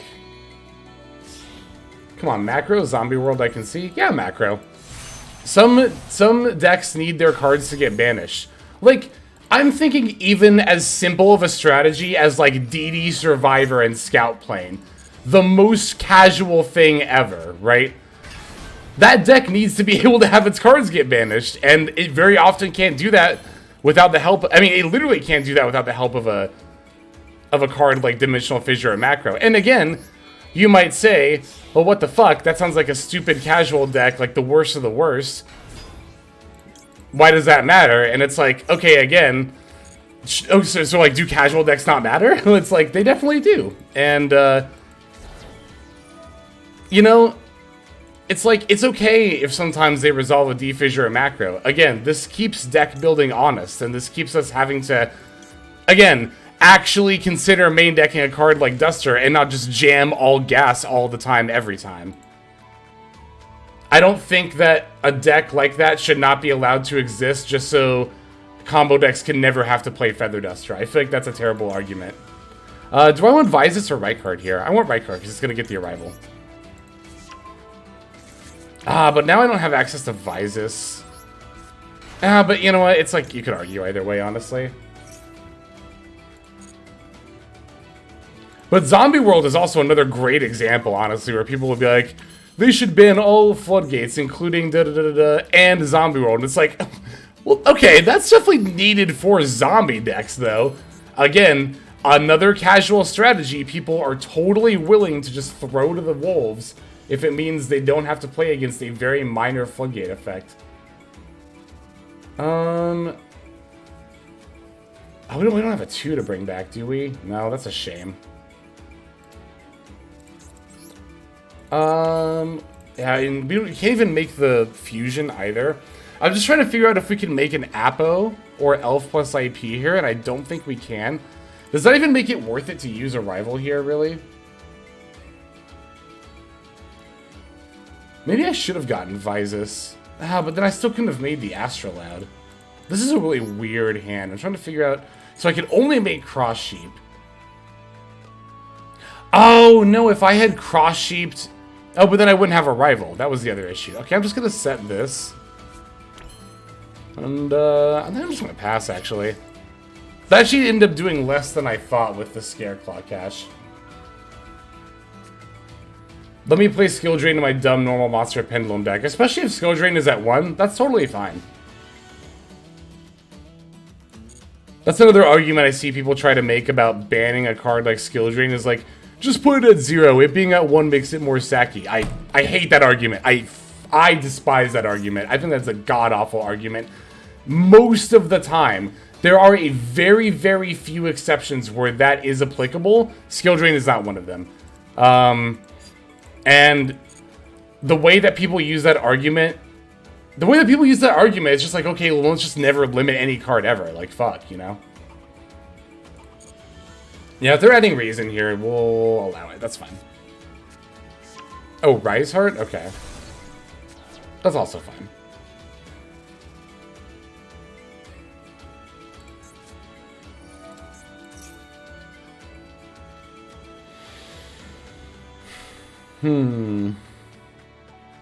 I'll allow this.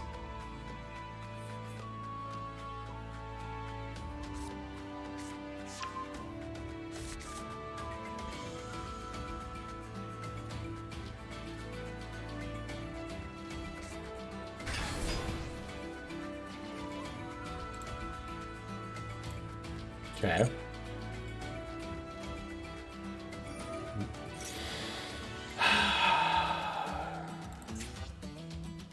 They added the Fenrir that they summoned. Alright, I'm gonna take a chance. I think they have a unicorn in hand. Or a birth. Or Theosis. They have a follow-up. There's no way they don't. I refuse to believe they don't have a follow-up. But I'll do it here. What about creative Radas? No, no, no, no, no, no, no. No, no, no, no, no, no. Stop, stop, stop, stop, stop. No, no, no, no, no, no, no. That's like, honestly, one of the worst ways to fix it. Erratas that completely rewrite what a card does. Not even that ones that completely rewrite. Even something like Brain Control was just awful. Yeah, erratas are ass. No, no, no. And especially erratas that completely change what a card does, like, absolutely not. No, no, no. No, no, no, no, no, no, no, no, no, no, no, no, no. Bad, bad, bad. Not a good idea. No, it's just not a good idea. I understand the sentiment, but, like, at that point, just ban skill drain and make a new card. Which maybe that is also a possible solution, but, like, I don't know. It's just, like, it's so much work. That's so much work for what might not even be a good solution. What is, honestly, decently likely to not be a good solution. Hang on, I wish zombie world never existed, since, like, that other generic zombie prevents so many zombie archetypes from being more fleshed out. Sheer nudity comes back. That's a fair complaint. Shed a tear for Goyo. Ban and replace? I don't know.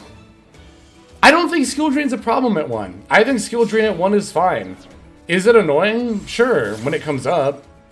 Okay. It's like, I don't know, it's like to a certain extent, like, yeah, Yu-Gi-Oh! Players are gonna do things that screw up your play. Like I don't know. There are some times where I'm just like, I don't know what people want. Besides to win every time without any resistance ever. Which is like, okay. We have other decks which are skill drain on legs. Just ban everything and play a different card game. If that's, you know, this is like the crux of what I brought up in my Runic Fountain arguments. Is my main argument was that we shouldn't ban a card just because enough people complain about it. And some people were unironically like, yeah, we should. That's a good enough reason. I'm like, well, okay, if we did that, then we wouldn't have any cards left to play with. Like, it's not a good reason. It's just not a good reason to ban cards.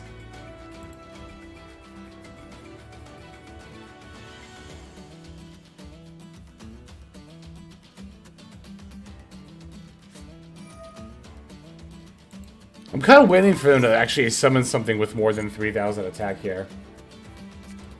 Great Mannadium guy, thank you, I really appreciate that. I really wanted to make that because I had a bit of a time trying to figure out what the deck's plays were inherently. Not just if you were playing a very specific engine. I mean, it's like I say in the actual deck guide, right?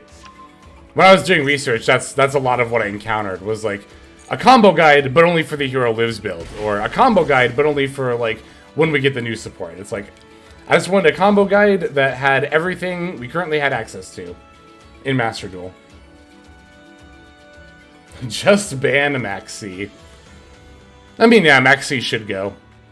But it's also not as simple as just banning Maxi. You have to make other adjustments on the list, too, at the same time, too. Call by being one of them. Call by needs to go to 1 or 0.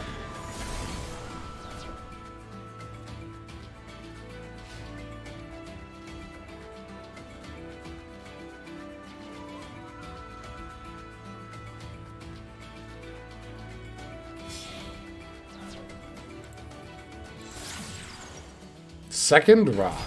Okay. This doesn't make an attack lock, does it? Their choice if tied. It doesn't. Okay.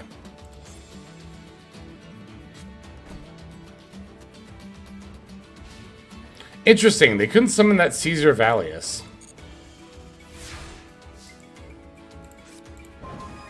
That's not a bad draw at all. That's actually a great draw. This has used its Omni, right? I negated something. I negated Fenrir, that's right. No, I have an arrival in hand, and I want the onboard pop in the 3K body. Speaking of the onboard pop, I'm going to do that right now in case this is Tick Boo, or Dust Devil, or anything really. We'll just force it now.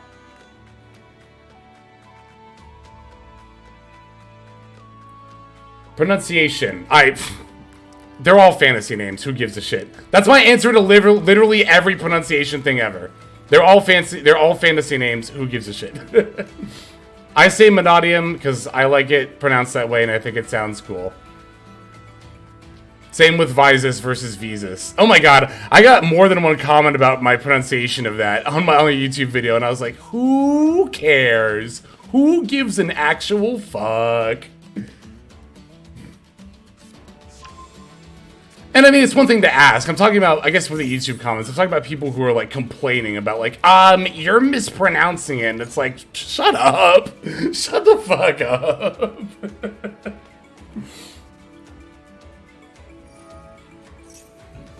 Add a vanquished soul monster in your graveyard to your hand. Finally, we get to use this call by. I've been waiting for this. Palladium. Mannadium. Yeah, I mean, it's like either way. Also, like, that's an internet thing in general. When people act like there's one way to pronounce something ever. Impo, thank you very much for the follow. That's just like an internet thing. The pronunciation police, yeah. Wee, wee. The only people who have a say are people who came up with the word. I hard disagree with that. Like, language and vernacular is a societal and cultural thing. It is not solely dictated by any one person, especially once it becomes a part of like the world's wider vernacular. It's like an art and an artist thing. You know, once a musical artist releases a song to the world, it doesn't belong to them anymore. It belongs to the world. It's like that kind of mentality is how I think of it. Let's see. Visus pop the Lightheart special that Arrival bring back Reichheart. I guess it depends when I think they're going to Valius. Because I think they have all three attributes now. If I think they're going to Valius, should I Arrival first or should I Visus first? I feel like it doesn't really matter.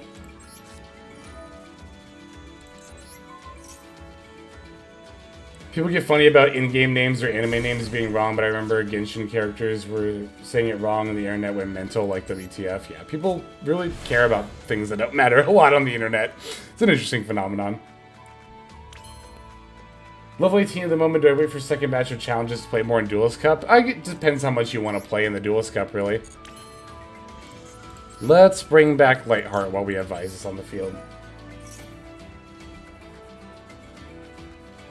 Like, candid responses make me think if you curse on YouTube. I don't even avoid cursing on YouTube videos. That's a really funny thing, is whenever I, like, say a curse word kind of near the beginning of a video, people will be like, oh, you swore! And I'm like, yeah. And, like...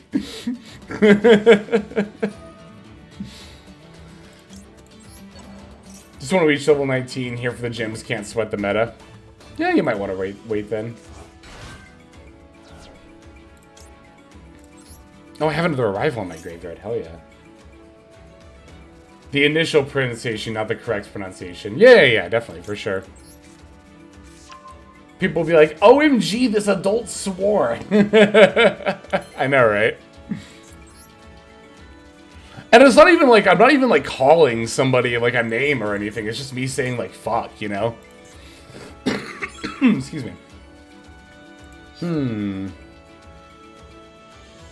Let's summon Chaos Angel. No. Let's... Wait. What am I doing? We can do way better than that. I can Cross Sheep. Oh, but then I can't... No, yeah. Hang on a second. Alright, let me focus for a sec.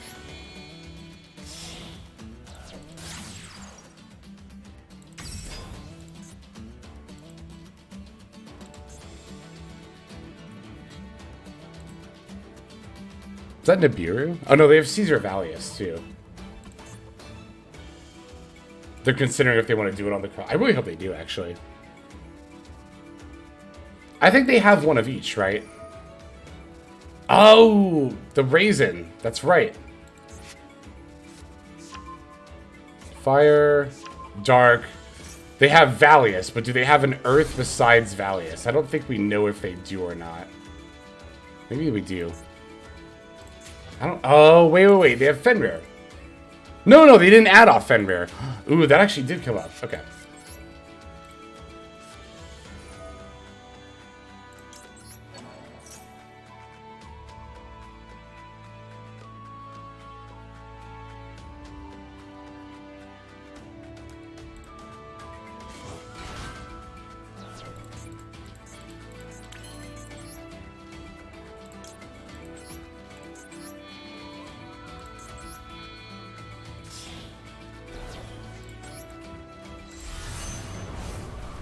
Is Valius only during the main phase?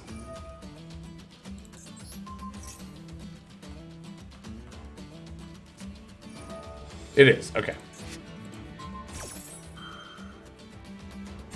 I think we win.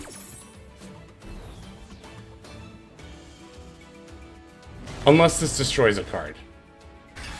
Oh, but we have the Chaos Angel now, so does it... Yeah, we just win.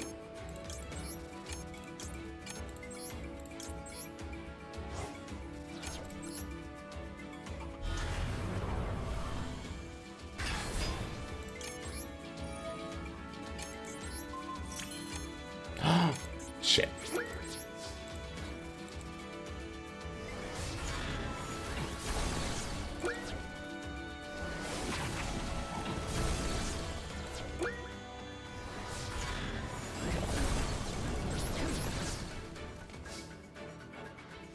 Alright. Didn't run out of time. Whoo! Fuck. I forgot why that couldn't get popped there. Oh, unaffected. Wait, they didn't reveal an Earth, though, did they? Did I miss that? Did they actually reveal an Earth and I missed it? No, I don't want to summon anything. The trap. Ah, the trap. Okay. That's what it was. It's because the trap card resolved. Got it. Yeah, I totally forgot about that. That was like at the beginning of the turn. Damn, I thought we had lethal there. Hey, see you later, Pickle Placebo. Thanks for stopping by. As always, as ever. It's a pleasure having you.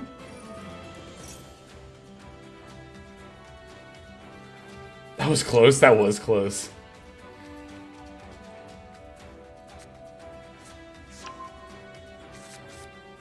Okay, well, I mean, whatever. We have big bodies. Chaos Angel makes a couple of them unaffected by monster effects, so...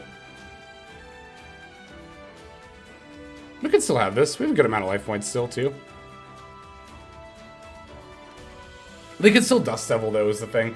They had to use Snow Devil, which is good for us, but... we'll see. It's their last rock.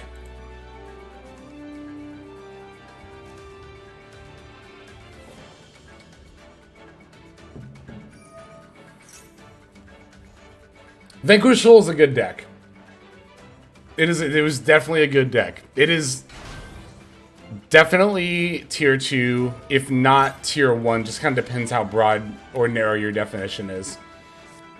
I think Vanquish Soul is probably... I think it's probably one of, if not the best tier 2 decks. And a tier 2 deck, you can pretty much always... oh yeah, see, here's Shurg transformed because they're at low life points. A tier 2 deck being one that could be expected to hit Master every season with relatively minimal, like, investment as far as, like, knowing the lines and stuff. And will also just do very well in tournaments, with knowledgeable pilots. Very good deck. Very good deck. What did they add? They added Snow Devil.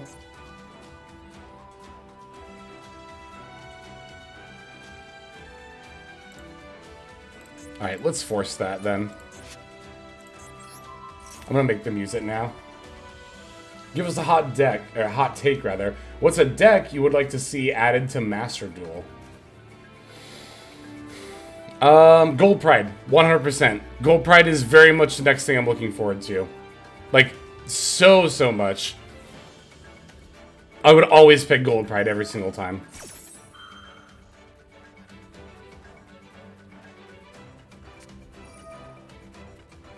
Yeah, they're gonna reveal all three here. Is that my extra deck?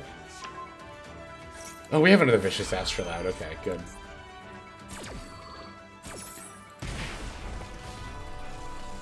Vanquish Soul is really dependent on the build, player, and luck. Luck is never a factor. I would never, ever consider luck because luck is not a quantifiable factor and it applies to everybody. So I never think about luck when it comes to viability or like anything relating to Yu-Gi-Oh! I just, like, obviously, you know, you got to consider like, oh, if this person is lucky, they could top this. But like, as far as like how good a deck is, like, I think it's kind of pointless to factor in luck because again, it's a non-quantifiable factor that is equally applied to every single person. Is how I see it.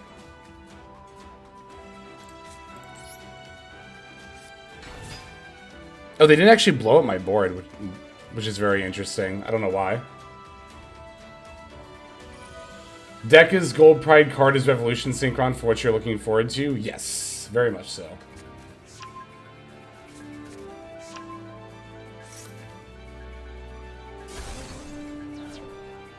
Again, shocking, I know. Lex ready for the Synchro card, the good tuner, and the deck that plays well with Punk, the Synchro deck. But Gold Pride actually plays every extra deck summoning method, which I very much like decks that do that as well. Am I out of arrivals? I used both of them. That's actually kind of awkward. Can't wait for Infernoble. Oh, I need to look up those cards a little bit more. I know that they're good, but I only vaguely know what they do.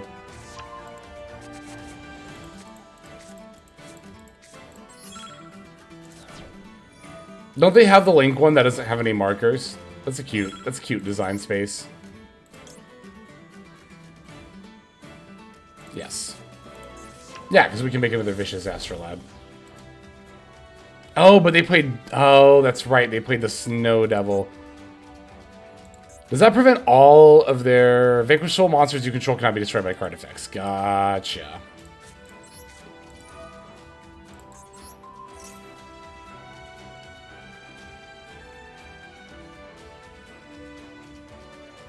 No, it doesn't matter. We can just bring it back anyway.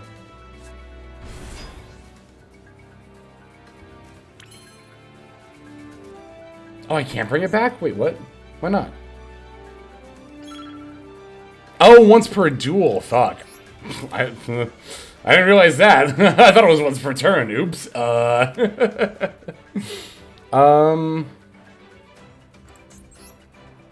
this is annoying. Wait. Oh, no, this destroys.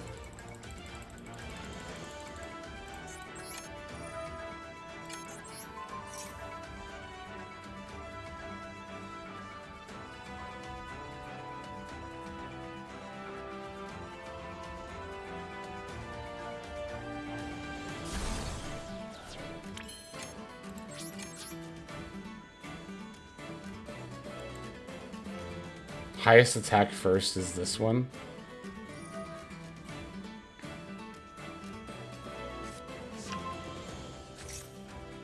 This is a really weird game. This is a very weird game. Yeah, literally not affected at all. I forgot today was a stream. Yee. Next week will probably be Wednesday, Friday, Sunday. Oh, I don't want to continue my main phase. What am I doing? Yes. Oh, I get to use the effect. Oh, no, I don't. Oh, wait, yes, I do. Yep. Yeah, that's me reading card effects, by the way. That's how I read them. No. It's like, yeah, I get the gist. Ah! No, go there, please. Jesus fucking Christ.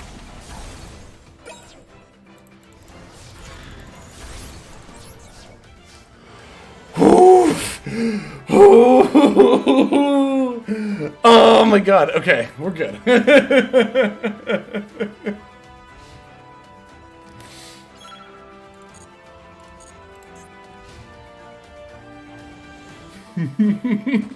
Yeah, you hopped in on quite the duel.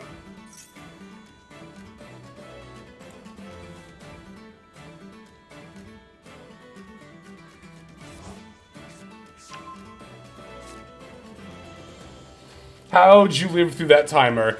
They give you like a 1 second leeway. It's because I was clicking on this before it was even letting. You had to be ready there. I had to be ready there.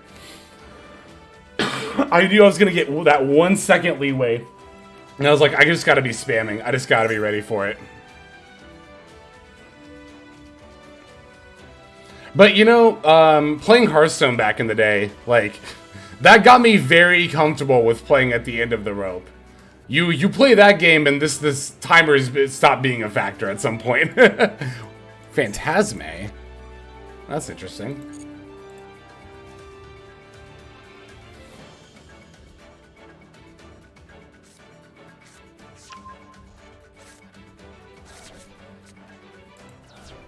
They had Valius? Oh, because it's a dragon, right?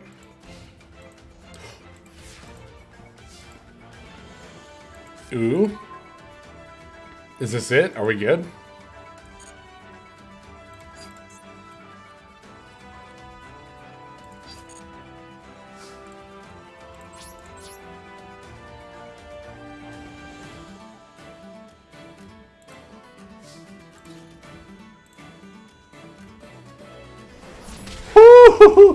Oh my god!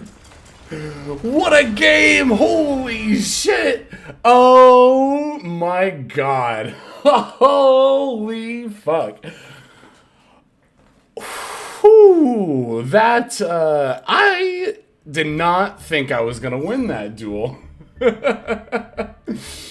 What the fuck? Oh, we got a replay too. Hell yeah. Punk Ghost Fusion Tier Lament versus Marine Sis. I think you'll enjoy this one. It's my personal favorite. Let's check that out. Do I have any replays I can give up for that? Because that was fucking good.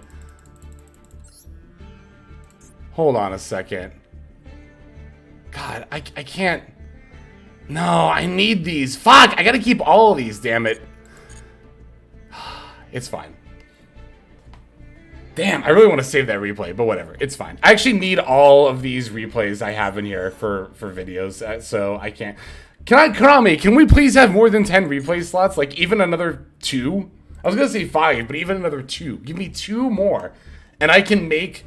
God, if I had 2 more replay slots, that would actually increase my ability to make videos by... Like, you don't even know. Oh my god. Oh my god. But yeah, let's watch this replay. Also, I'm still shaking from the adrenaline of that duel. That was something. That was a good fucking game is what it was. Alright, let's see what we got here. 841 661 219. Trash player. The Dishman. Okay, good. We only have the one. Replay. I was gonna ask which one it was, but we only have the one, so just give us like 20. Hell, even make us pay for more. I would pay gems for more replay slots, like the deck slots. I would so do that. I'd pay like 1,000, 2,000 gems. I want to see our extra deck, because it's a hell of a combination of decks we're on. Oh, Ghost Fusion. Did I say Goaty? I thought Goaty. Maybe I even said that out loud. Okay, so we're on Zombie Tier Punk. It's a very good combination of decks, honestly. Okay, we got the E-Telly for the Zayamine, and they're going to Imperm it. We have the Foxy tunes, though, so that's 100% fine. We even have the Soliac to potentially pitch off of it as well to get that search, too. Could maybe grab, like, a Shiren to further extend our plays. We'll see what ends up happening here. Yep, there's the Shiren. We got the Sharkusai. And that was their Ash Blossom, right? Or was that an Imperm? That was an Imperm. So they could still have Ash for the Rising Carp, which would be awkward. Mini? Or, okay, I saw the card get revealed and I was like, oh, they have it. But when a water monster's effect is activated. Wow. You can special summon this card from your hand. You can banish one face-up fish, sea serpent, or aqua monster you control and target one face-up card in the field. Negate its effects until the end of your opponent's turn. That's not a... Oh, that is a quick effect. No. The quick effect is a special summon, but the banish to negate is not a quick effect. Got it. Okay. It's not your typical combination I don't try to mill. I see. Bimoji, thank you very much for the follow, and welcome to the stream.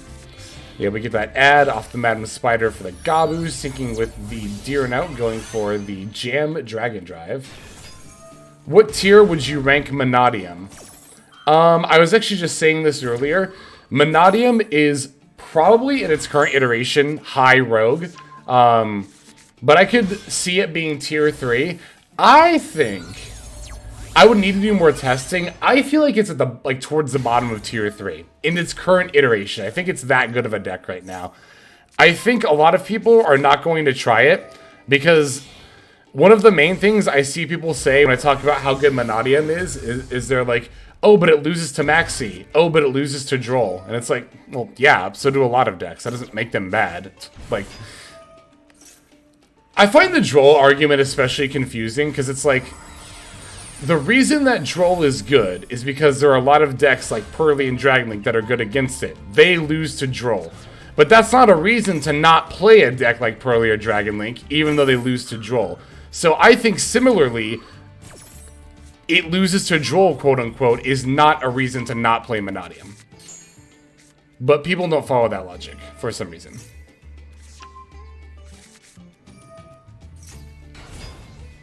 It's like Maxi...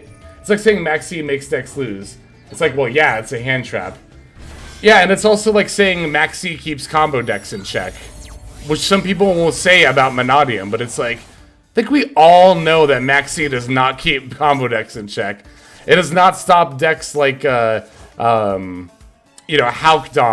or Dragonlink from being the best decks of the meta when they are. So similarly, I don't think it stops Mannadium from being a deck as well.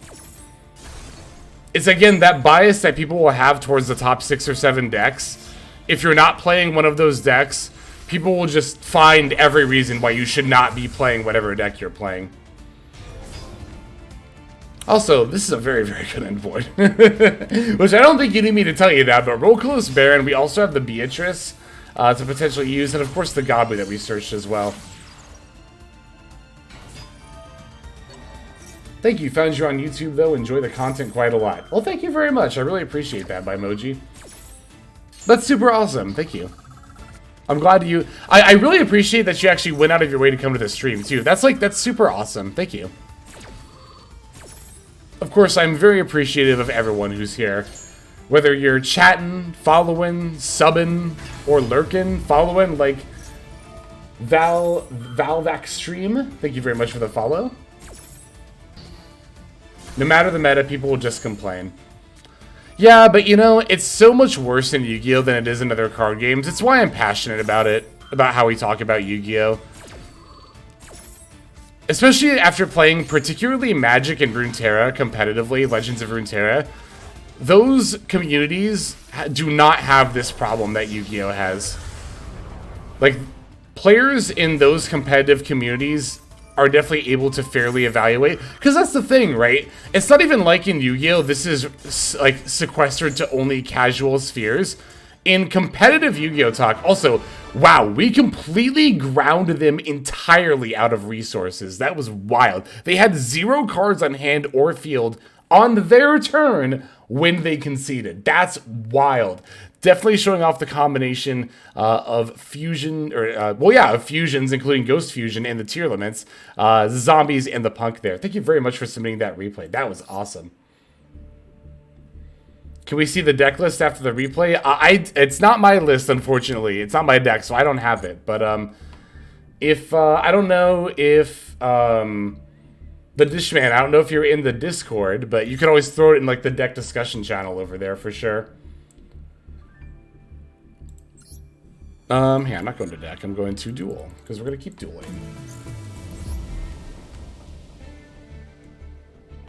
Thanks very much for the follow. Oh my god.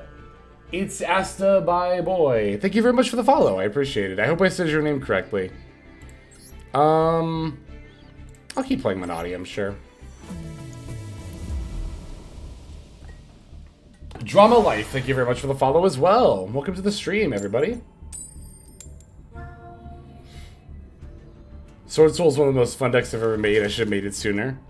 It's a good deck. Still a very good deck.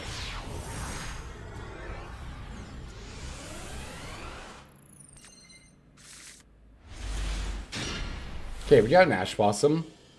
Hopefully that's going to be good enough. I need access to Mannadium cards with this hand. Like, I need a Meek, a Rim, a Calarium, an Obsession, which we play 3 of each of those, so it's like a 1 in 3 chance to draw into like a full combo here.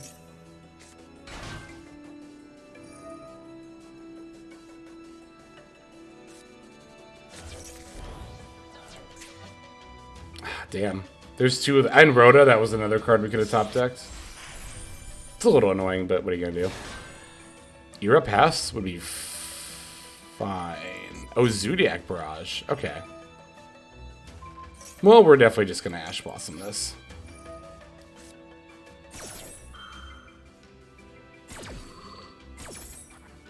Yeah, chat does not allow for links. So that's why I said I would recommend posting it in like the deck discussion on the Discord if you're on there, and then oh, hang on, not at. I need to do exclamation point. And if people want to check it out, they can check it out there. Yeah, just for obvious reasons, I do not have links enabled in chat.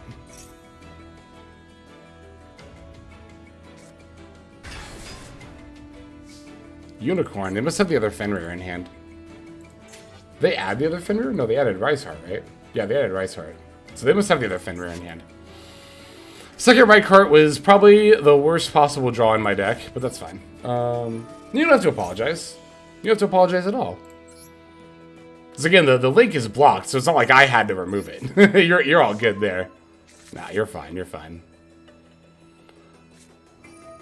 Droll is getting call-byed for sure, because we absolutely need to do more searching.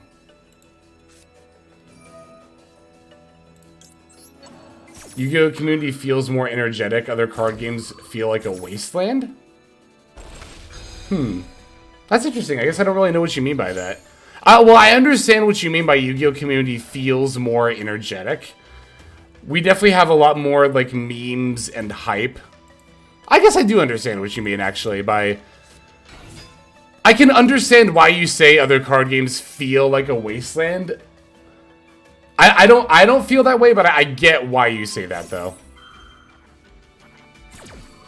So that's gonna stop me from getting to a rival, which is actually a little annoying. You know what? This might actually be fine. Well, what are they gonna take with Unicorn? Let me see.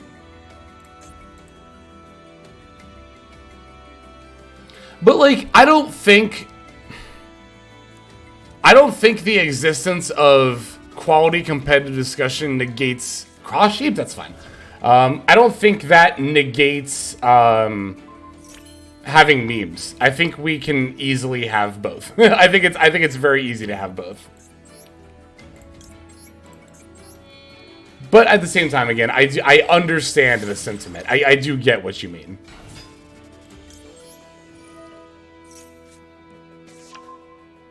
Also, that's very true, Legends. It's not that other games are a wasteland, but it probably feels that way because Yu-Gi-Oh! Players are very loud. Yu-Gi-Oh! Players are very loud, which is not a bad thing. That is not inherently a bad thing by any stretch of the imagination. Oh, we can... Okay, let me think about this for a second. Yeah. This is shaping up to be very good. Even better than I thought. Okay. We're going to special this here. We're going to activate this and pop and special. Oh, this is going to be good. Okay. We can even pop their barrage here. Let's do that because we can already take care of both of these. This will prevent their follow-up next turn.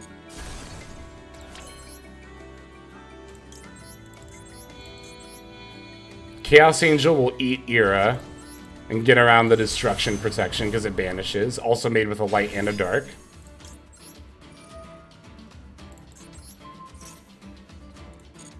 Posted the deck list in the Discord under deck discussion. Any recommendations are welcome. Let me go ahead and do !Discord once again for those who feel like joining and checking that out. Oh yeah, okay, so we have 2 right cards in the graveyard, which is perfect. Is this lethal? I think this is actually lethal. Wait a second.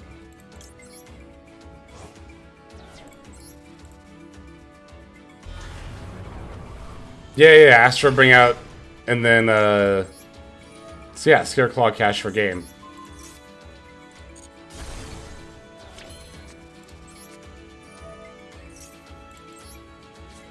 Because this can attack directly, right? Yeah. It attacks while in defense mode, yeah. That was good. That was really good. This deck's, pretty fucking sweet. The Mannadium's a really fucking fun and cool and good deck. I am enjoying it thoroughly.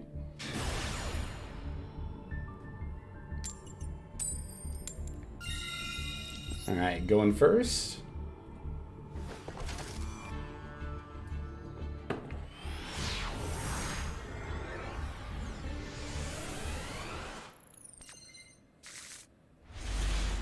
That's a banger hand. Yeah, it is.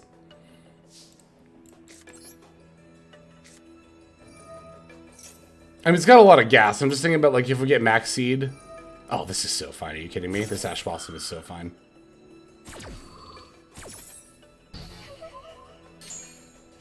If we get Max Seed and have to Droll, I think we can make that Appaloosa again.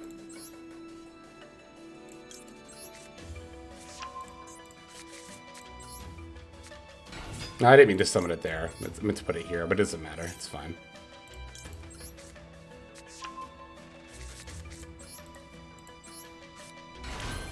Ooh, they don't have the C. Okay.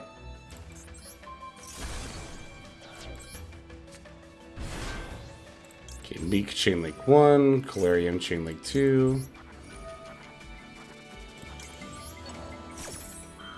V-linking in Mannadium with double Tryhard. That sounds dope. Oh my god, that sounds so cool.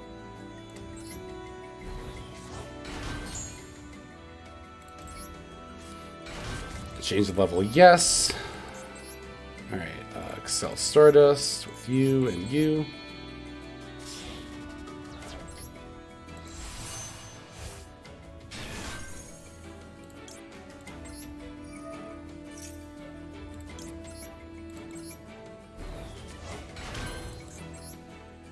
Alright, Tryhard with you.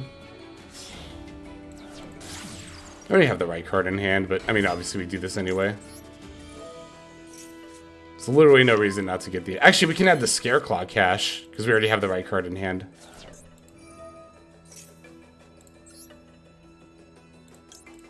We could make a 4-material Appo, that'd be cute.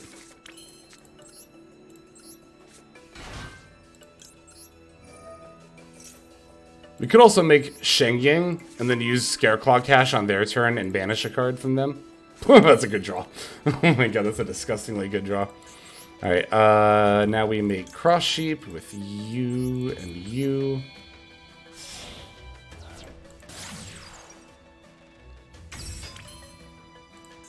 And now we make the Astra. Yes, we make the Astraloud.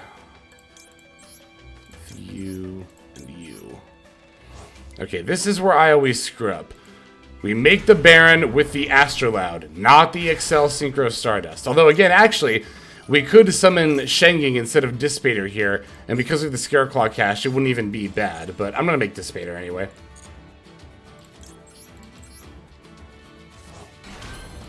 But we do it like this. With Astraloud, or, hang on, with Astraloud.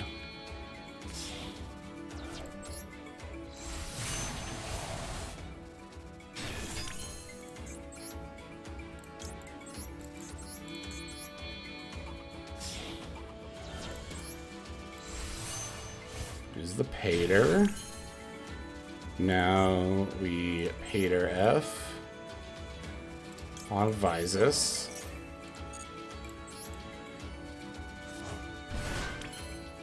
Okay, good talk. Triss video man has 0 hand traps. God damn. I very much admire the tenacity and bravery of people who play decks like that.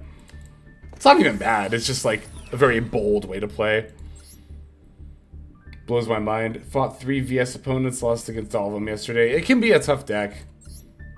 Oh, and you're on Sword Soul? I can definitely see how that's a tough matchup. I think I have a 100% win rate with Duel Scope with Sword Soul. Damn. That's good. Also, I just realized we're actually really close to 2K. It's TO time! This is the Raw player!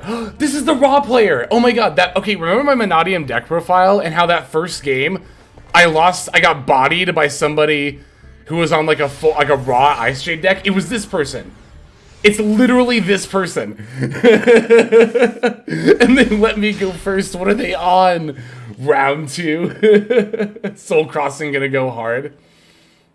If that's what they're on, oh my god. I recognize not only the name, but the icon and the frame too. It's him. It's the same person. Alright, mini game cleared. I'm even on Mannadium again too, that's wild. The run back. Let's go. Let's go. We have a really good hand for it too, actually.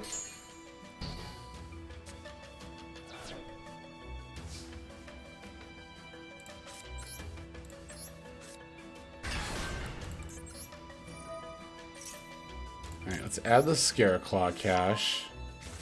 Okay, it didn't seem like they had... Okay, they don't have Asher Droll. The Fenrir was the check for that. So we Calarium... And Calarium plus Obsession, or Rimheart plus Obsession, is definitely a combo. Yeah.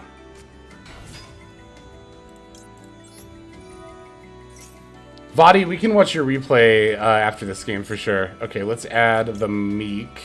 Yes, we add the Meek here.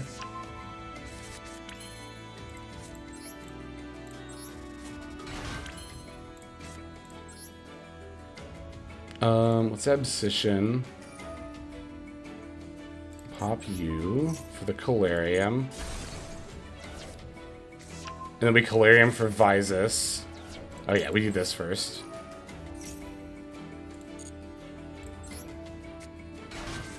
Change level, yes. Calarium F. Add Vysis, yes. Vysis. Sync for the Stardust with you and you. Put you here. Stardust F for Meek. Nibiru, huh? Okay. We may have to pivot and make Baron a lot earlier than... Oh, Ghost Spell? Okay. That's really awkward. But it's gonna have to be fine. We can definitely figure something out here. Well, we have the Scareclaw cache. Let me think about this for a second. This is when a tuner is destroyed. It's not... Okay. Not a Vysis clone.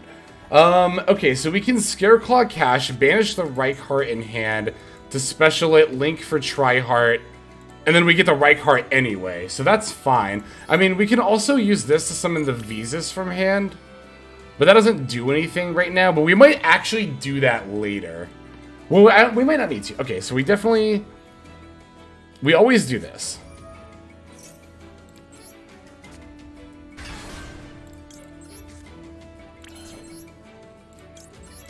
This is why Scareclaw cache. This is one of many reasons why Scareclaw cache is good. Why I like the Kashira engine in general. I don't know. The Hero Lives engine isn't bad. It's good about playing around Nibiru, but I don't like the idea of activating a Hero Lives, paying half my life points, and then getting Ash Blossomed, right? Or they like chain a Maxi. I feel like that's just a feels bad moment that would happen a lot.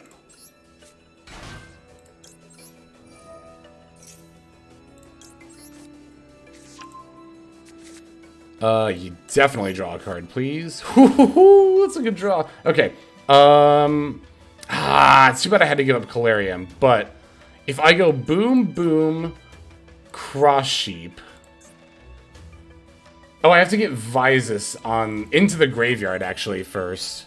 Okay, let's do it like this then.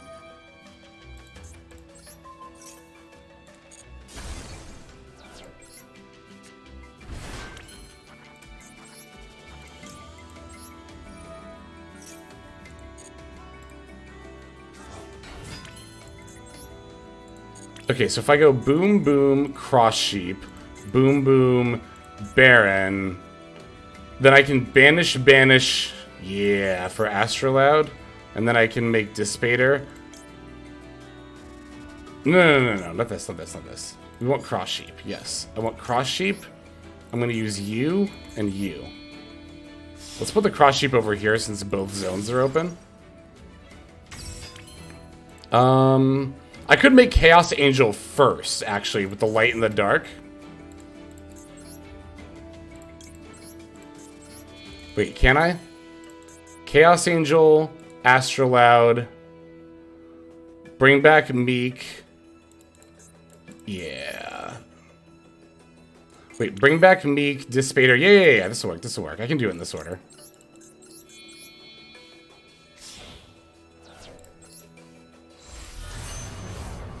This is also nib protection, because it makes my synchros unaffected by nib. If they have it. I feel like I saw them get past priority for a second.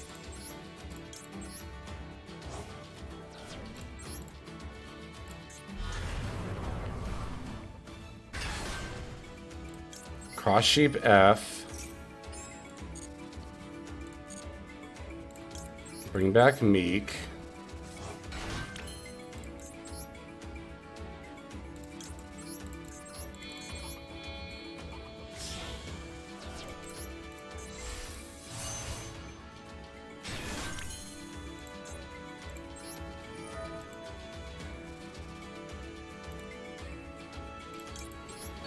I could have actually made Baron first. That's fine. Doesn't matter.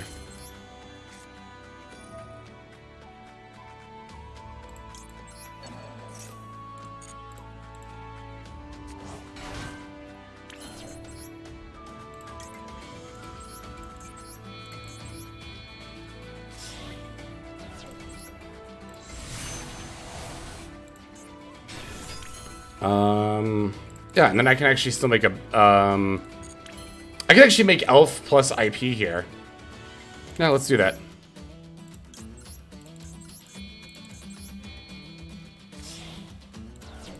Can even save the Elf for the main phase and dodge a call by on the maxi. That's cute. I could also just make another level 10 if I really wanted to, but nah, I'll make IP.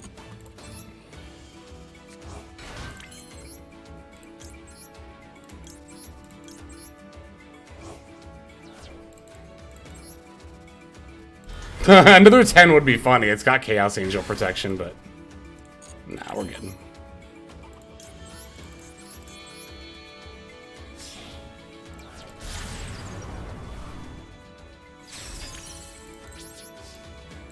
Alright. We're gonna save Baron for exactly Soul Crossing now.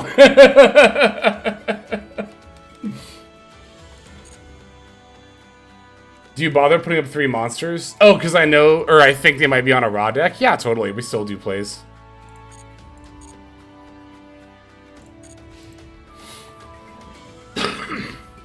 Excuse me. They might not be on raw, and it's like, I don't know. Against stuff like Mikanko, you know, when like, you know, people are like, oh, if you go second, don't play anything. Mikanko can't OTK you. It's like, I think that's much riskier than making a board if your opponent blind to go second. It's that same principle or theory as to why I made a board here anyway.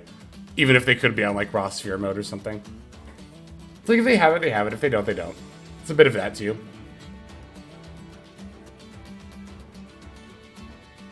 Basically, there is a risk, yes, but I think doing nothing is a greater risk. Because you have to save the Astra for later and just pop to the Meek with Baron. Bring back another Meek and use it for IP. Yeah, I could have done that actually. You're totally right. We've been avenged! We've avenged ourselves! Whoo! That was good. Let's go a little bit longer. I'll keep using Mannadium too, why not?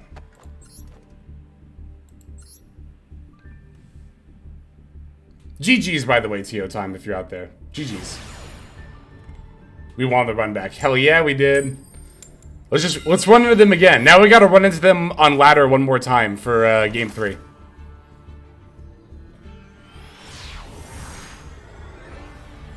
They actually let us go first, too. We lost that coin flip. That was interesting. Oh my god, this is a hand. Oh, we even get to lead with Imaginings. That's really good. And we have an Ash Blossom already, too. Any hand where you get to lead with Imaginings and then do a full combo is so, so good. Just the opportunity to dig for a called by or bait an Ash before you actually do stuff. That's why I really, really, really like one of this card. It's very good. You can look at... It doesn't matter. I'll use both. You can look at Meek, sure. Yeah, that was pretty good. We can put back the Arrival for sure, because we're going to search that later anyway. That's the other thing, too, is, like, you almost always have something to put back because you'll just search it later anyway. So it's like, actually, we could normal this and then special Meek and then Visus. I think that's how I'm going to do it. Is it? No, it's fine if we have the extra body on the board. It doesn't actually matter. This should be fine this way. What's up, Frog? Hope you are doing well. Hopefully they don't have a, what were you imagining? Because they would have a droll for that. I was going to say, there's no way you don't droll there.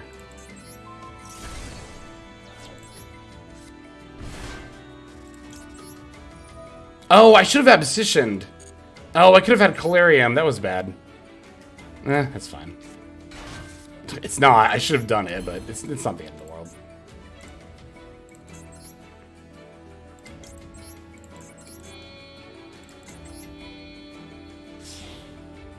Oh, now we don't get to... That's fine. We'll just add the... Yeah, this is fine. We don't get to special right card and draw an extra card with this line either. Should I Abscission now? I'm not going to really pop any more on my cards. There's kind of no point. I mean, I don't know.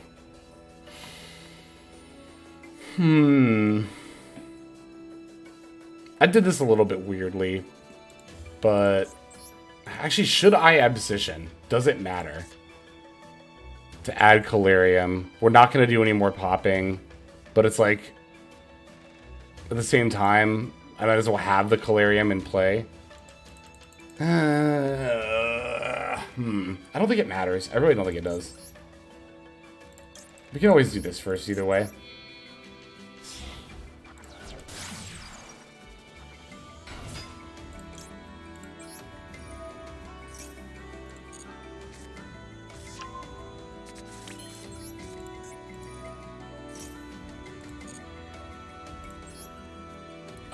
Do we add this anyway? Do we need a level 4 body specifically for any reason? I think we do, actually, to sync with.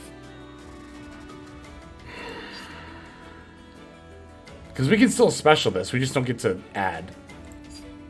So I shouldn't have added. I should have actually not activated that first right card effect. I missed out on a draw. That's fine. I think we do have to add this. I don't think we can add Scareclaw Cash here.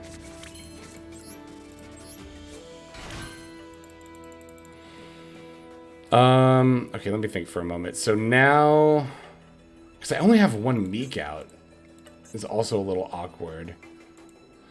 If I go like, Boom Boom, Cross Sheep,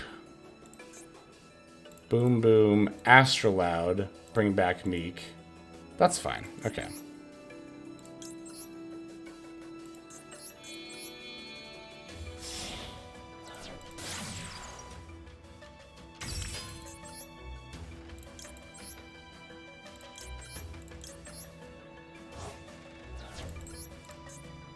Bring back a Meek, yep.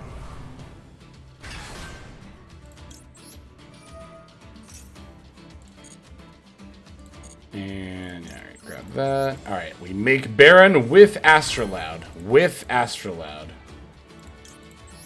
Gotta remind myself to do that, because I do that all the time in this deck. Not all the time. I did it like once or twice, and now I'm trying to drill it in my head to never do it again. Okay. Hater with you and you.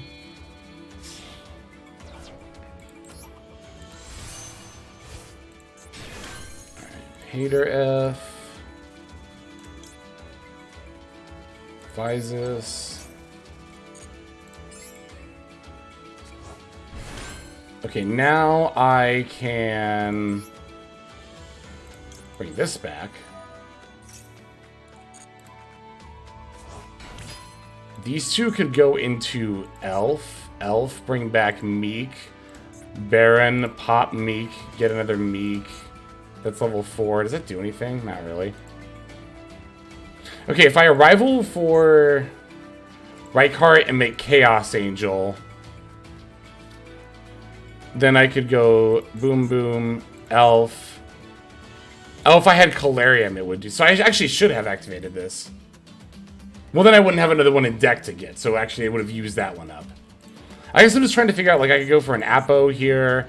I could go for, like, Elf, IP. I could go for a 10.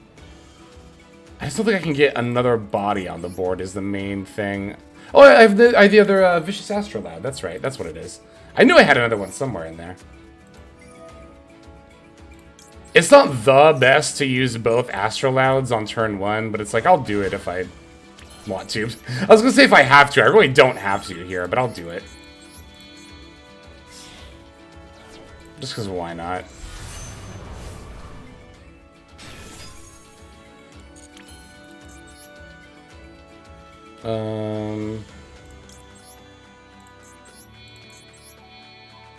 I should have put the angel, like, here, and put the elf here, actually.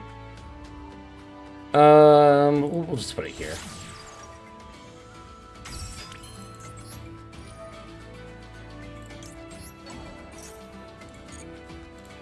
Yeah, we put the elf here. Well, I guess, I mean, they're not affected by anima either way, so... Mainly thinking about playing around Relinquished Anima with the zone placement there. It doesn't super matter. I mean, it could come up. Pearly is a thing, but... No. Alright. IP.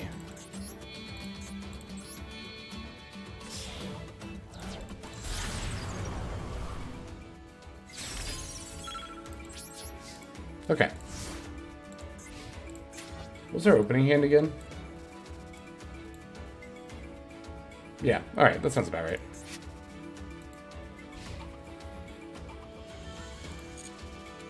Sometimes I'll do that. Oh, VOD, your replay. I'm sorry about that. We'll do that. Here's how I think we're going to do this, actually. Hang on. The Viewer Servant. We're going to Ash Blossom that. Am I going to Elf now? I don't need to. Yeah, let's do this game and watch that replay, and then I'll probably call the stream after that.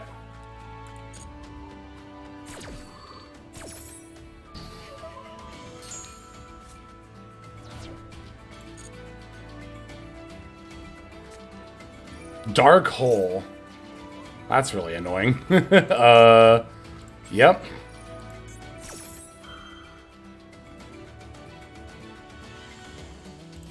me do this now. I'm gonna do this now.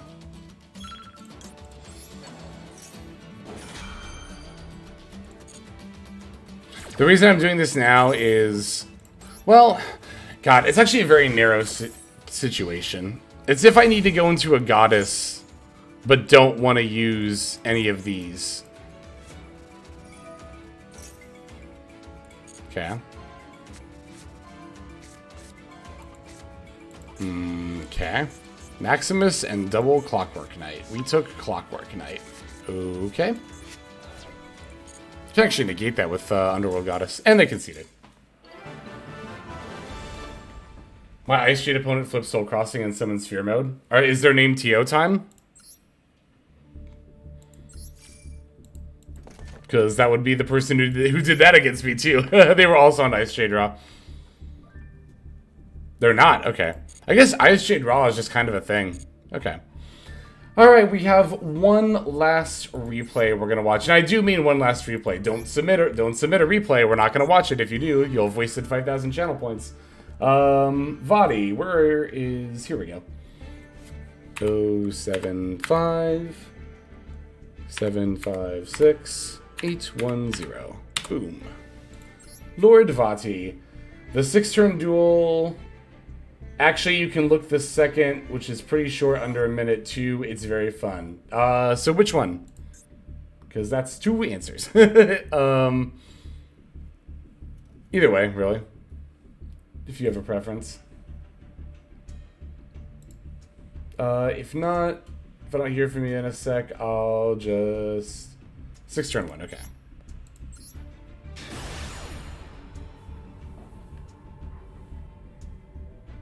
Let's see what we've got here. Let us see what we have. Okay, we're going second. We're on Branded. Okay, let's see your extra deck here. Okay, we are on the Lulu Lilith as well as the Vert. I noticed more people on the Vert lately. I wonder if it's because of the fact that we're just like gym. Well, the Lulu Lilith usually summon off the Grangadol, right? I guess to be fair, also we have just more bodies on the board. I've noticed that when playing. Ooh, we're against Adagnister. I've noticed that when I played Branded, is that, like, the Vert seemed better because you just end up with more incidental bodies on the board. So if you get disrupted, it's, like, easier to go into, it feels like. Ash Blossom on the Dark Infant is good. Stopping them from getting the island is always good, because that's how they combo. Oh, they're playing the Doshin, wow. Wow, they already had the Gachiri, and they had the Doshin to add anyway. Although, to be fair, they could have revealed a different attribute if they didn't, you know, have Doshin in their deck. It's not like they had to get Earth off I Meet You. Splash change for the Bakari. Yep. Thinking for transcode. Yeah, this isn't going to be a full combo. They might actually just do transcode Heat Soul here. No, okay, they're making the... is this a Singularity? No, this is... Oh, they're on Terahertz. Wow. Adagnister usually isn't on Terahertz. That's usually more of a Math Mech thing. But Adagnister can obviously still use it. I imagine this is their flex spot. Maybe they're playing Terahertz instead of Access Code Talker, would be my guess. Mercurial, not a bad draw in the slightest. They are going to preempt the Terahertz sending the Wind Pegasus, so we have to be mindful about destroying their cards. Oh, we're just going to banish the D-Save for him. Okay. Got the Lubellion. They have the Ash Blossom for that. Not a good move on the opponent's part. Lubellion, to me, is a lot like the Pot of cards. You should never Ash Blossom Lubellion. Actually, you know what? The Ash Blossom Lubellion here, though. Wait. Why didn't we Albaz? Is this not... Is there... Oh, wait. It wasn't made using Gachiri, was it? Did I miss that? Did they make this using... They did make it using Gachiri. Okay, never mind. That's why we didn't Albaz. I was going to say, I had to have missed that. There was something I missed there. But thankfully, they didn't OTK us in response, which is obviously very good for us. Ooh, Alibur, good top deck there as well. Getting us the Branded Fusion. The D-Save Worm no longer in the graveyard, no longer an issue. But yeah, as I was saying, Lubellion is like the Pot of cards. Like, if your opponent Dualities or Extravs or Prosperities, you shouldn't Ash Blossom because they have a better target. The same is actually true of Lubellion. Any deck that Lubellion is played in has a better Ash Blossom target. Every single one of them, so. They sent a Sigma. Interesting that they did not use Terahertz on their turn. They missed a free Foolish, which probably would have come up for them. In phase, we get to set the Branded in red. We've got the Mercurial for a monster negate. We have the setup for the Guardian Chimera, which we're just going to fire off now. Makes sense. Yeah, we even get to banish the Mercurial off the Branded in red, so that'll get us another ad there as well. Never punished moment. Exactly, that's good. Mercurial Surge chain blocks the Guardian Chimera F, so Ash Blossom wouldn't be able to negate it here. Adding Albion makes sense. Getting to draw 2, popping their card that does proc their Wind Pegasus, putting back our Mirror Jade. Oh, they have the Kaiju? No, the Kurikara, even worse. Wow. Sigma's coming back, but only for a little bit more damage. That's fine. We have a Foolish Burial, so, like, we can send a Tragedy. I don't think we've used that yet. Nope. They're bringing back our Guardian Chimera. This is just a vanilla beat stick. It's fine. We have the Cartesia that came back. Ooh, opening a great draw. Oh, we have the Albion too. Oh, we even get to summon it because we sent the card from the hand. That's cute. And then, yeah, the Retribution wheels back the Branded Fusion. And we're Synchro summoning for the Lulu. That's good. That doesn't mean we can't Branded Fusion, though, right? Yeah, because you can only Fusion summon. But it seems like we probably won't need it here. Okay, Granganol coming down. Lulu Lilith effect proccing to negate their effect. That's also proccing.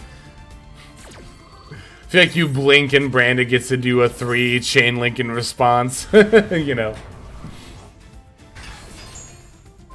Also lurking, and I love all 10 of you. Aw. Well, there's definitely more than 10 people here, but definitely very true. Love everybody who's lurking. That was an awesome way to close out the duel there. We attack point dropped with the Lilith as well as the negate too. Also, when we actually get to Synchro summon it, that's also really cool. So, dang, that was rad. Thank you very much, VOD, for that submission there. The surprise Synchro summon. I know, I was like, we added the Branded Fusion, and then we Synchroed, and I was like, wow, we really don't need the Branded Fusion there? And it's like, we really don't, so that's good. Oh, for some reason my thing says 10. No, it's definitely 70 right now. At least that's what it says on mine. But anyway, thanks everybody for hanging out. It's actually like 80 now. Anyway, whatever. Thanks everybody for hanging out. Thank you, one and all, for, again, everyone who chatted, who followed, who resubbed today, and all of you who just lurked as well. Thank you so very much. Let's see who we can raid. Oh, you know what? Hasher is in the middle of his subathon, so let's go give him some love. He's actually he's actually playing Master Duel right now. What's he playing? Maybe I can squint and figure out. Oh, is he on Noveles? I think I see one of the Noveles monsters. That's cool. All right. Take care, everyone. Thanks for coming by, and have a good one. Peace.